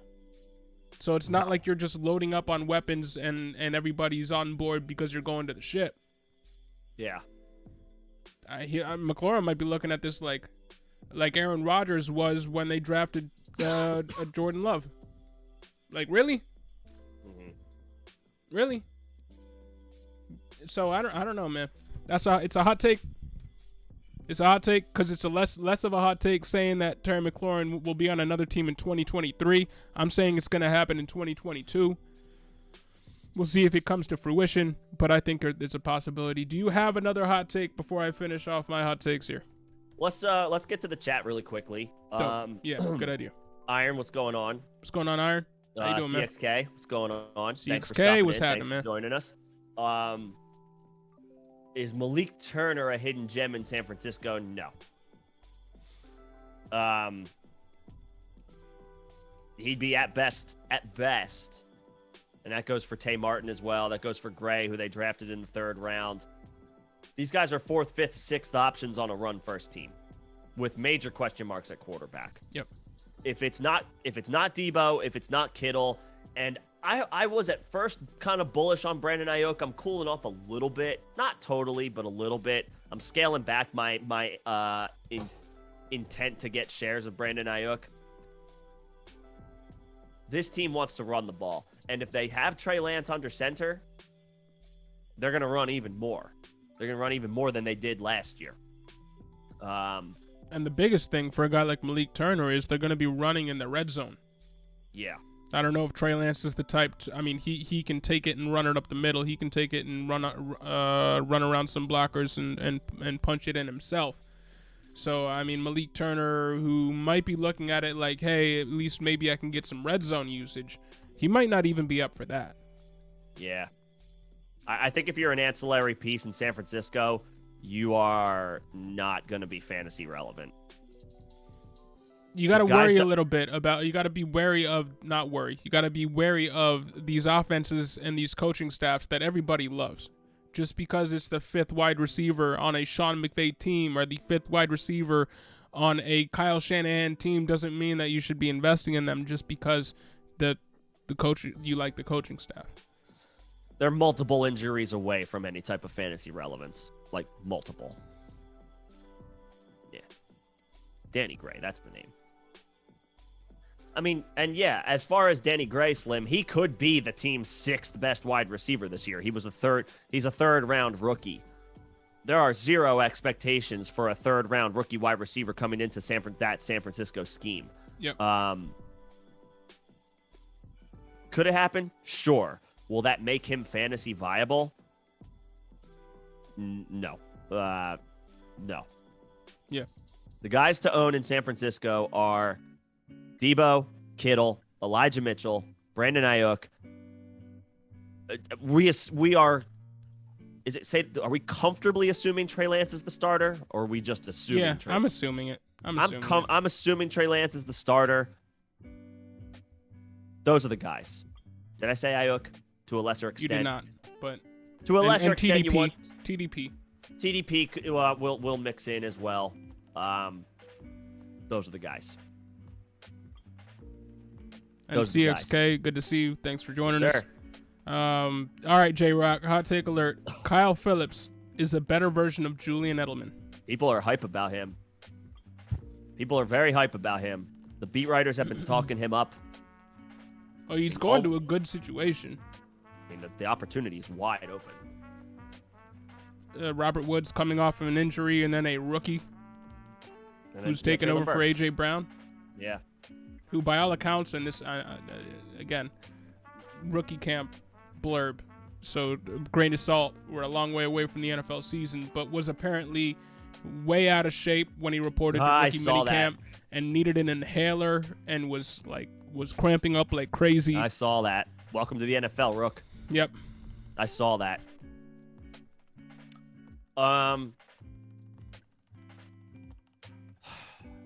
The Titans' offense is very similar to the offense that we just got done talking about, the 49ers. It is a run-first team. They're going to run the ball with Derrick Henry. I wouldn't be surprised if they mixed in the ancillary pieces a little bit more this year. With him coming back from the Jones fracture.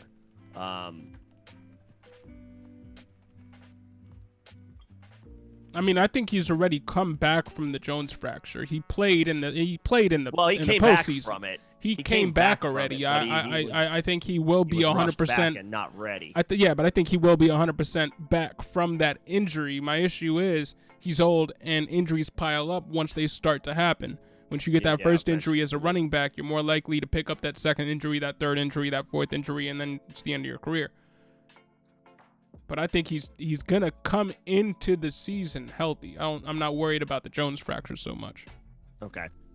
That being said, this offense does not throw the ball a ton, but Kyle Phillips will be their slot receiver. He's going to have that Julian Edelman role. He's going to be shifty, quick at the line of scrimmage, could be a PPR monster for them, PPR monster, relative to the Titans offense, but could he catch 50 balls rookie year? You're saying he's going to be a better version of Julian Edelman, excuse me. That's hard to do. That's a lot. Now, he has the skill set. He's going to be in that role. And there's nobody in the Titans offense that I don't think stops him from potentially taking that job fairly quickly. year one can't possibly expect all that much. And the Titans' long-term situation at quarterback has to be called into question. Now, Nick Westbrook-Akine is like the guy that's ahead of Kyle Phillips on the depth chart. So he could beat him out year one. Could he pick up 90 targets? I'm going to say no. Could he pick up, say, like anywhere in the 60 to 75 target range? Sure.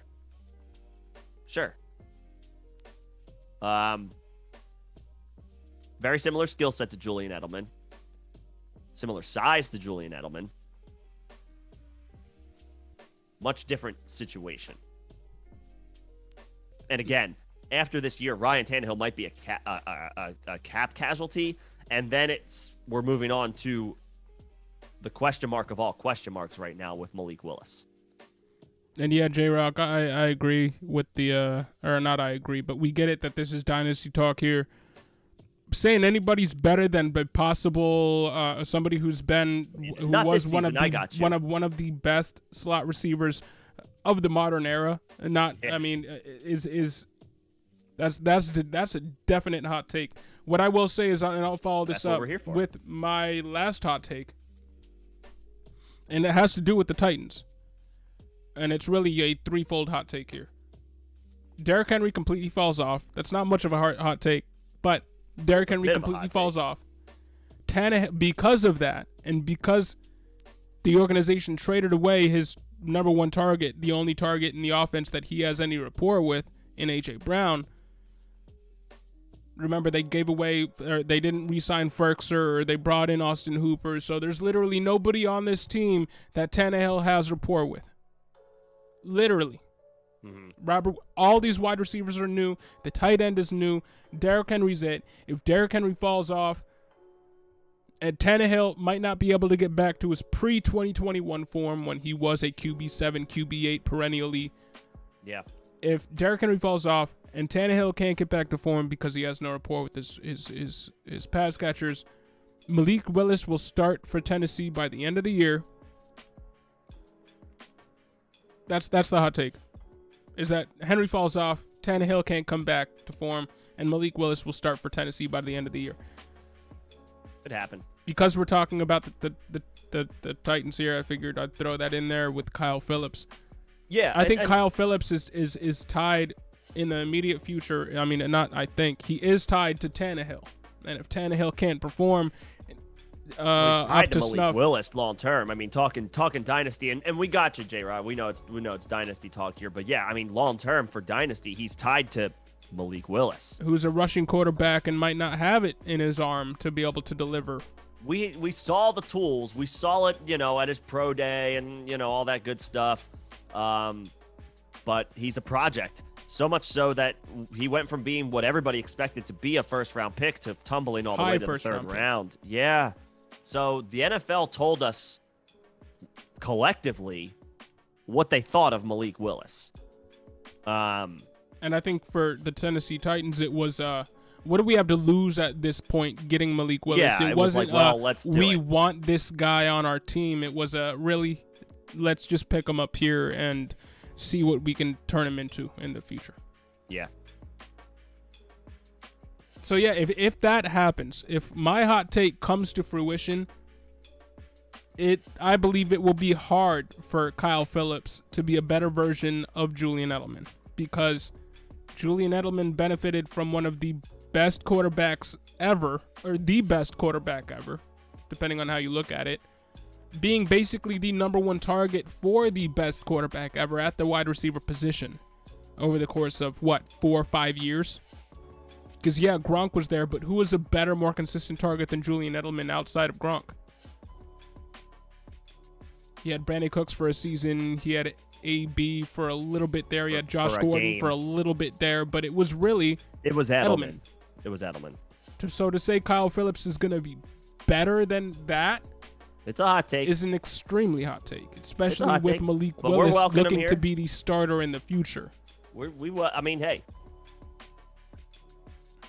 But I like surrounding the conversation around hot takes. To swerve. The hot take. Romeo Dubs or Dubs or whatever Good. will easily outproduce Dubs. Christian Watson this year. That's a hot take. I don't know if it's that hot. I think that's a hot take. I can believe it. Where was Dubs drafted? 6th round? Yeah, he was drafted late. All right. For a 2nd rounder versus 6th rounder, and you think that's not a hot take? With Rodgers, I don't know who emerged.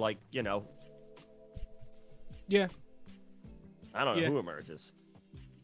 Yeah. We like Dubs. Dubs. And if you got an empty, excuse me, I'm sorry.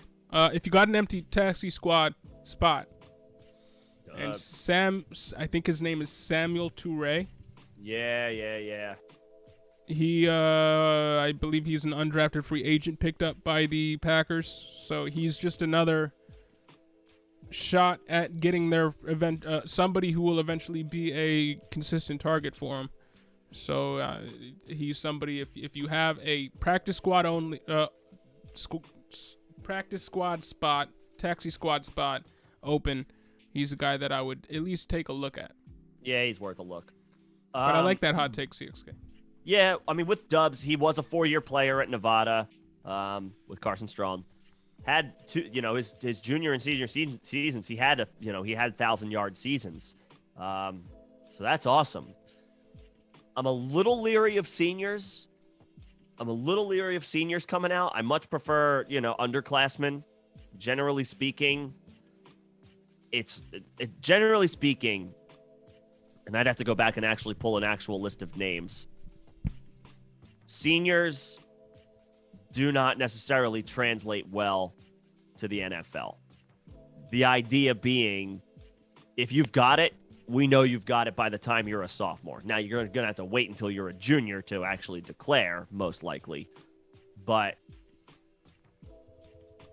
the top prospect, and again, he was a 6th-round pick. So, again, it speaks to it's a true dart throw. It's a true game of chance.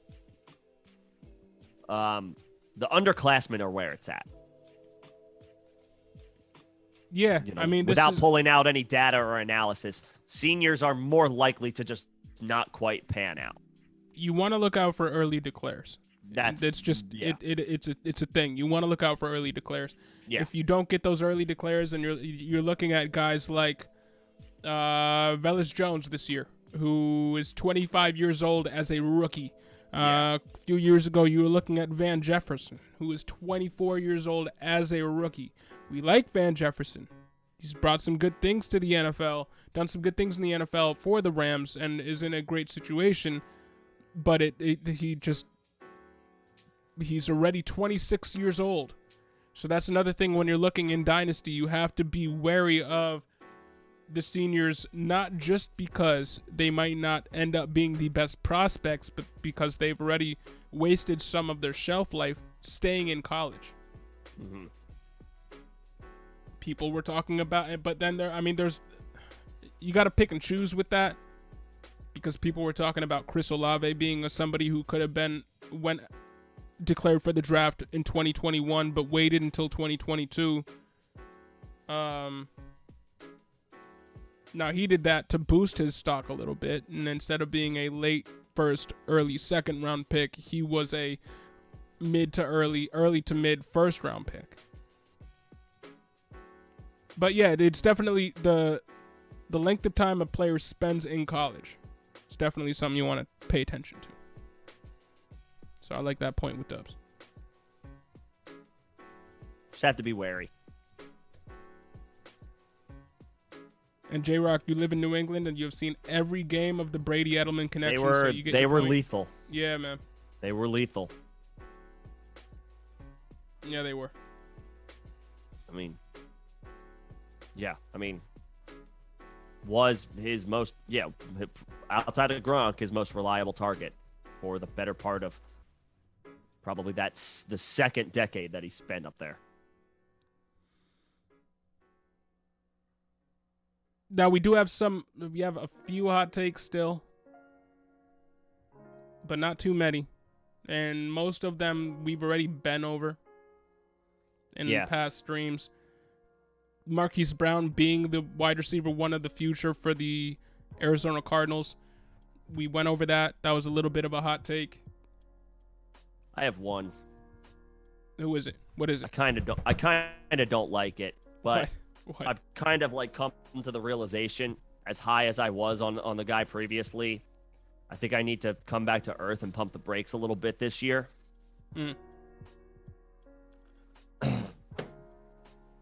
Deontay Johnson is going to be a buy low candidate next year. It's going to be a buy low candidate next year. We talked about earlier, you did when making a point about Aaron Rodgers, the fall off of older quarterbacks like Drew Brees and Ben Roethlisberger. Roethlisberger was a prime example of, for the past 2 years, he quite literally couldn't do it anymore. He was okay in 2020, but in 2021, it was obvious he was completely shot.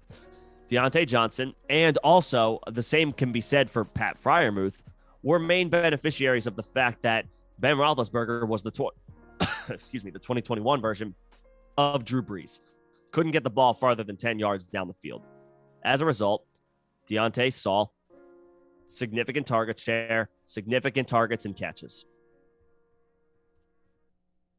Now, we've been saying this, no matter who it is, whether it's Kenny Pickett or Mitchell Trubisky, it'll be a quarterback upgrade in Pittsburgh, at least from the 2021 version of Ben Roethlisberger. Deontay is stellar. He's a fantastic talent. But we can't just assume that the connection that he had with Ben, which was almost a layup because it was essentially a layup because Ben couldn't get the ball fast.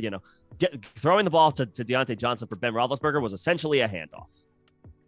Now you've got a guy who actually can still throw the ball farther than 10 yards down the field in either Trubisky or Pickett.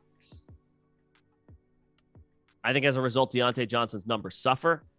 I think Claypool's numbers I expect them to be a little bit better.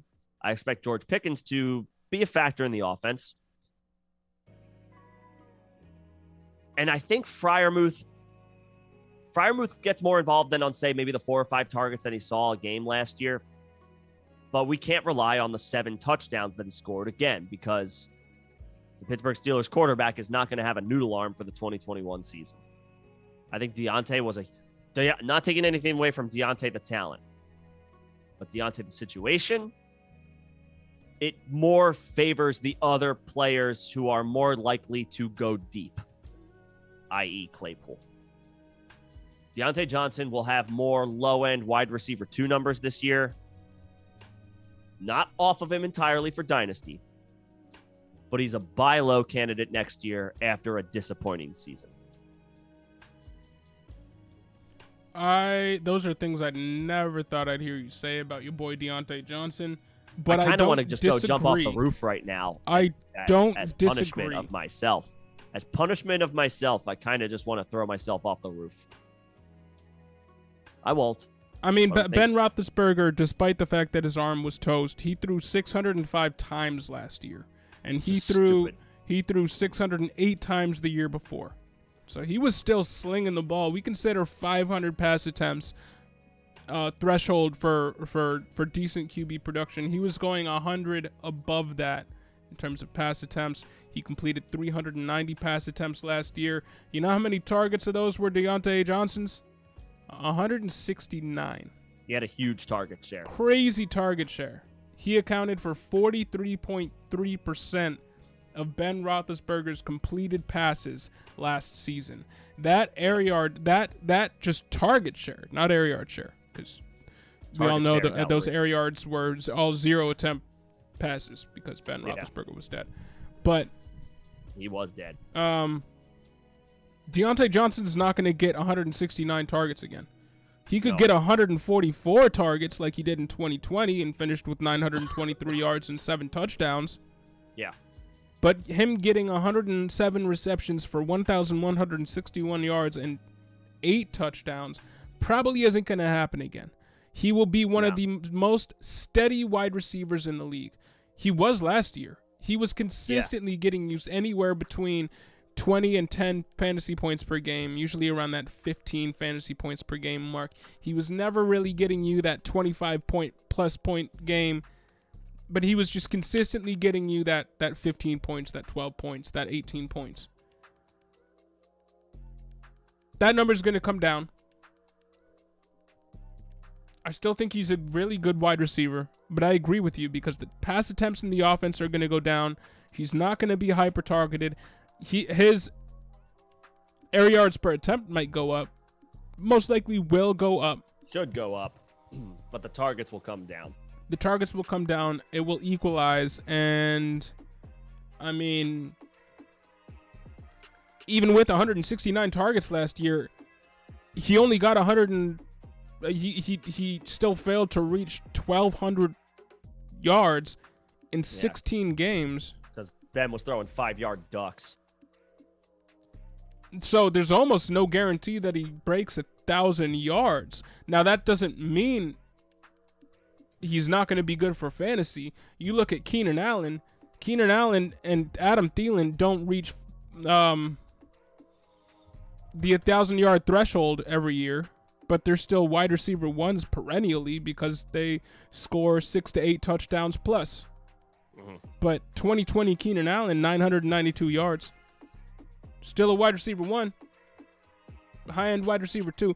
So, yes, the days of Deontay Johnson being a top 8 wide receiver like he was last year, probably not going to see that this year. Sell high this offseason and then buy him back for less than you sold next year. If you can swing that, sure. If you can swing it. I still think he's going to be one of the higher floor wide receivers. He'll be in the good. NFL. He'll be good. I'm not saying he's fallen off, but we have to severely temper expectations. Whereas, as you know, originally, I never thought I'd say that. Yeah. That's the last quote unquote hot take I have tonight. I do got a bit of a cough, so I'm gonna talk a little less. Fair enough. As we wind this down. Honestly, I think we're pretty much wound down. You got one more? I mean, there were just a few things that I like. I don't know if they're hot takes.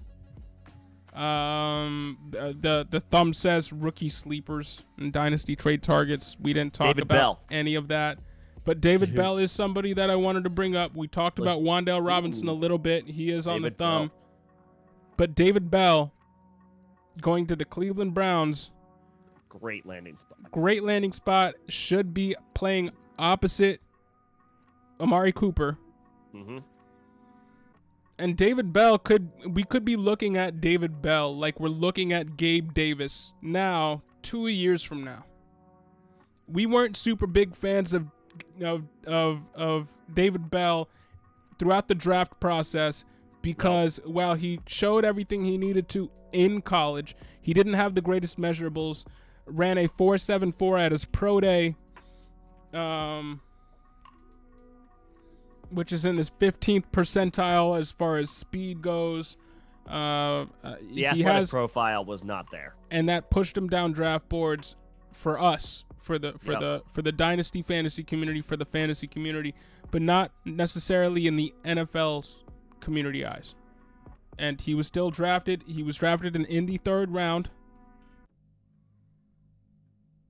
So that's not a death knell to his prospects. His best comparable on player profile is Anquan Bolden, as a guy who could do everything. Well, now I don't think he reaches quite that ceiling, but as a guy who could do everything you wanted to in the NFL, despite only running a 4.72 himself.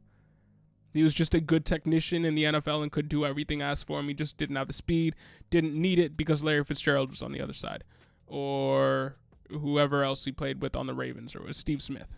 But David Bell, I don't think he's ever going to be asked to go up against the number 1 corner. No, that'll be Amari Cooper. But that's fine. Yeah. That's absolutely fine. If David Bell can be Gabe Davis. Gabe Davis, I believe, is 6'2". David Bell, 6'1". Gabe Davis, 4th round wide receiver. David Bell, late 3rd round wide receiver. If David Bell can I think David Bell can be Gabe Davis for the Browns 2 years from now. When we have no worries about Deshaun Watson's legal situation because all of that is already under the bridge 2 years from now. He has the guaranteed money, so he's going to be starting for that team 2 years from now. And Amari Cooper will be 29, which is the age that Stephon Diggs is now. Yep. So David Bell could be Gabe Davis 2 years from now. Don't sleep on David Bell just because they have Donovan Peoples-Jones and Anthony Schwartz, who we both have talked about liking earlier in the offseason. But, I mean, they still went out and drafted David Bell and have called him Jarvis Landry, the young Jarvis Landry. They've done that. So I don't sleep as he's a post-draft sleeper. I like David Bell more than I ever thought I would coming into the NFL draft based on landing spot and based on where you can get him now. I mean, David Bell, you can get him in the 3rd round in rookie drafts. Yep. And I'm almost looking at that like a steal. I mean, Nico Collins was a 3rd round rookie wide receiver last year. I'm putting David Bell in the same boat. He's never going to be the team's wide receiver 1, but he could be a very good wide receiver 2 for an NFL team and can put up wide receiver 2 numbers in the future for your fantasy team. I believe that. Yeah, I mean, you already kind of mentioned it. We were off David Bell in the pre-draft process, but it's unfair to totally discount actual production. Because his athletic profile doesn't pop off the charts doesn't mean there's something to be said for what you actually did on the field in college. And David Bell was one of the most productive receivers in this class. Yep, 2 1,000-yard seasons, and the one season in college and the one season where he didn't reach 1,000 yards, he only played 6 games due to COVID. Yep. He didn't play 4 years in college or 5 years in college. He only played 3. So he was a guy that left an early declare, exactly. So yeah, man, I like David Bell a lot more than I thought I would. I like the landing spot. I like his prospects, the prospects about him in the future. And I like that of the other wide receivers on the roster, no one has draft capital quite as that is going to be blowing David Bell out of the water to where he won't see the field. I mean, Anthony Schwartz, I believe he was a 2nd rounder and DPJ was a 3rd rounder. I have to check that. Was Anthony Schwartz? Anthony Schwartz was a 3rd rounder and DPJ was a 4th rounder.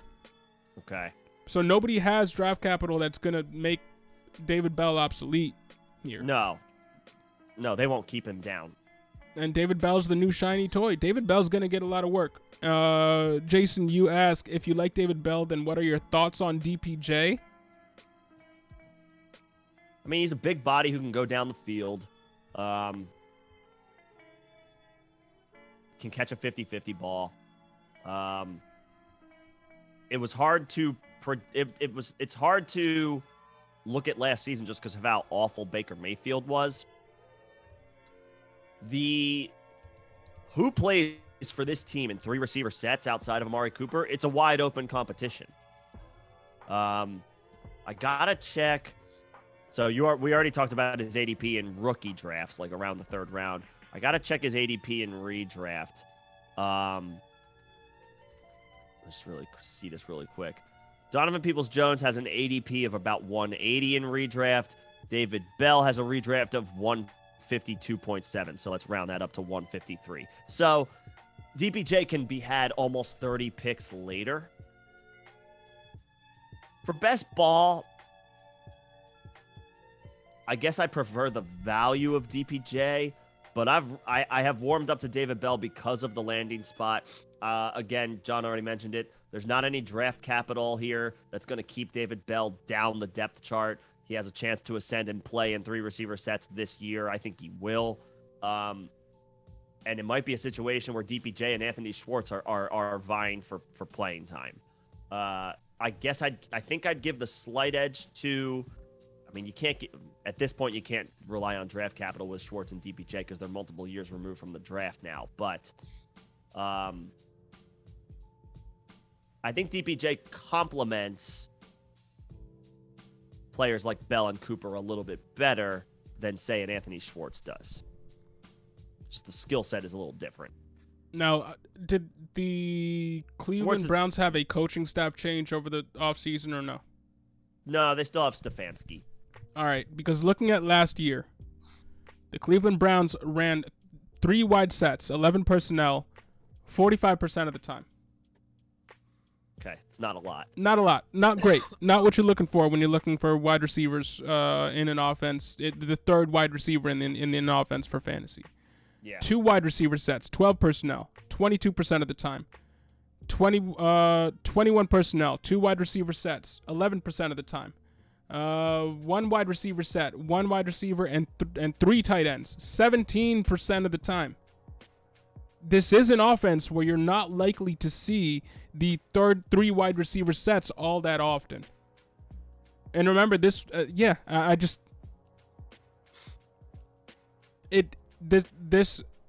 looking at this distribution of offensive personnel groupings does scare me when I'm looking at DPJ, because I do think that what have we seen from this offense for the past few seasons? Barely 2 wide receivers are fantasy relevant. Barely. And that was Odell Beckham Jr. and Jarvis Landry, who we all know underperformed on this team. Thanks, Baker. And the wide receiver 3s were afterthoughts outside of 1 to 2 games. Yeah. So are you looking at this team? Are you looking at the wide receiver 3 as valuable for this team, considering no coaching staff changes and the fact that possibly Deshaun Watson might not be playing this year? I'm not. Best ball, maybe, but that's about it. Because then you're taking shots on. You got to take a shot on a wide receiver 6 or 7 anyway. But that's so it. I agree with take the least costly player in a depth chart offensive personnel grouping. But when you look at it through the lens of the offensive personnel groupings that a team runs, for a team like Cleveland, it makes sense up to a point. You don't want to be looking for the 3rd wide receiver, 4th wide receiver to get value, because they're hardly ever going to see the field. You might not want to pay up for that number 1 wide receiver, but you shouldn't want to be dropping down to the 3rd wide receiver. You should be trying to get that secondary wide receiver in this offense, the one that will still see. And the consensus thinks it's Bell. It could change a little bit going from Baker to Watson, but we don't have any data to back that up yet because we haven't seen it. Right. So that's my worry with DPJ. That is my worry with DPJ, Jason. And yeah, I'm coming around to David Bell. Coming this around year. to David Bell. Yeah, agreed. But I think that's it for the chat. That's really all we have as far as hot takes today. Yeah, Wandale is in the thumbnail. We did talk about Wandale a little bit already. We talked a little bit about him, yeah. So yeah, I think that about does it here. You said your throat's bothering you a little bit. I'm a little under the weather. I'm a little under the weather, so I don't quite have the energy that I normally do. Not to make excuses, but it is bothering me a little bit. So apologies for that. But hey, anybody coming in late, run this back because it's basically a full 2 hours of us going over some fun hot takes for you. Yeah. Thanks to everybody who joined in the chat, throwing their own hot takes in. That was fun too. Of course. Thank you to Bender for the super. I know you you're in and out right now, but thank you for coming through, showing your support, telling everybody to wipe their feet, and throwing us the 5 spot for the super. We appreciate it. Appreciate it. Thank you to all of our members. Thank you to all of our non-members who are loyally coming in here all the time and showing with us. We appreciate you. We hope you guys have a great weekend. If you got any questions for us about anything, throw them in the Discord. Nick's always in there. I'll try to be in there more. But we hope you guys have a great weekend, and stay on the lookout for some members-only content if you're a member, and we will see you next week. Yes, sir. Have a good weekend, everybody. Peace, y'all.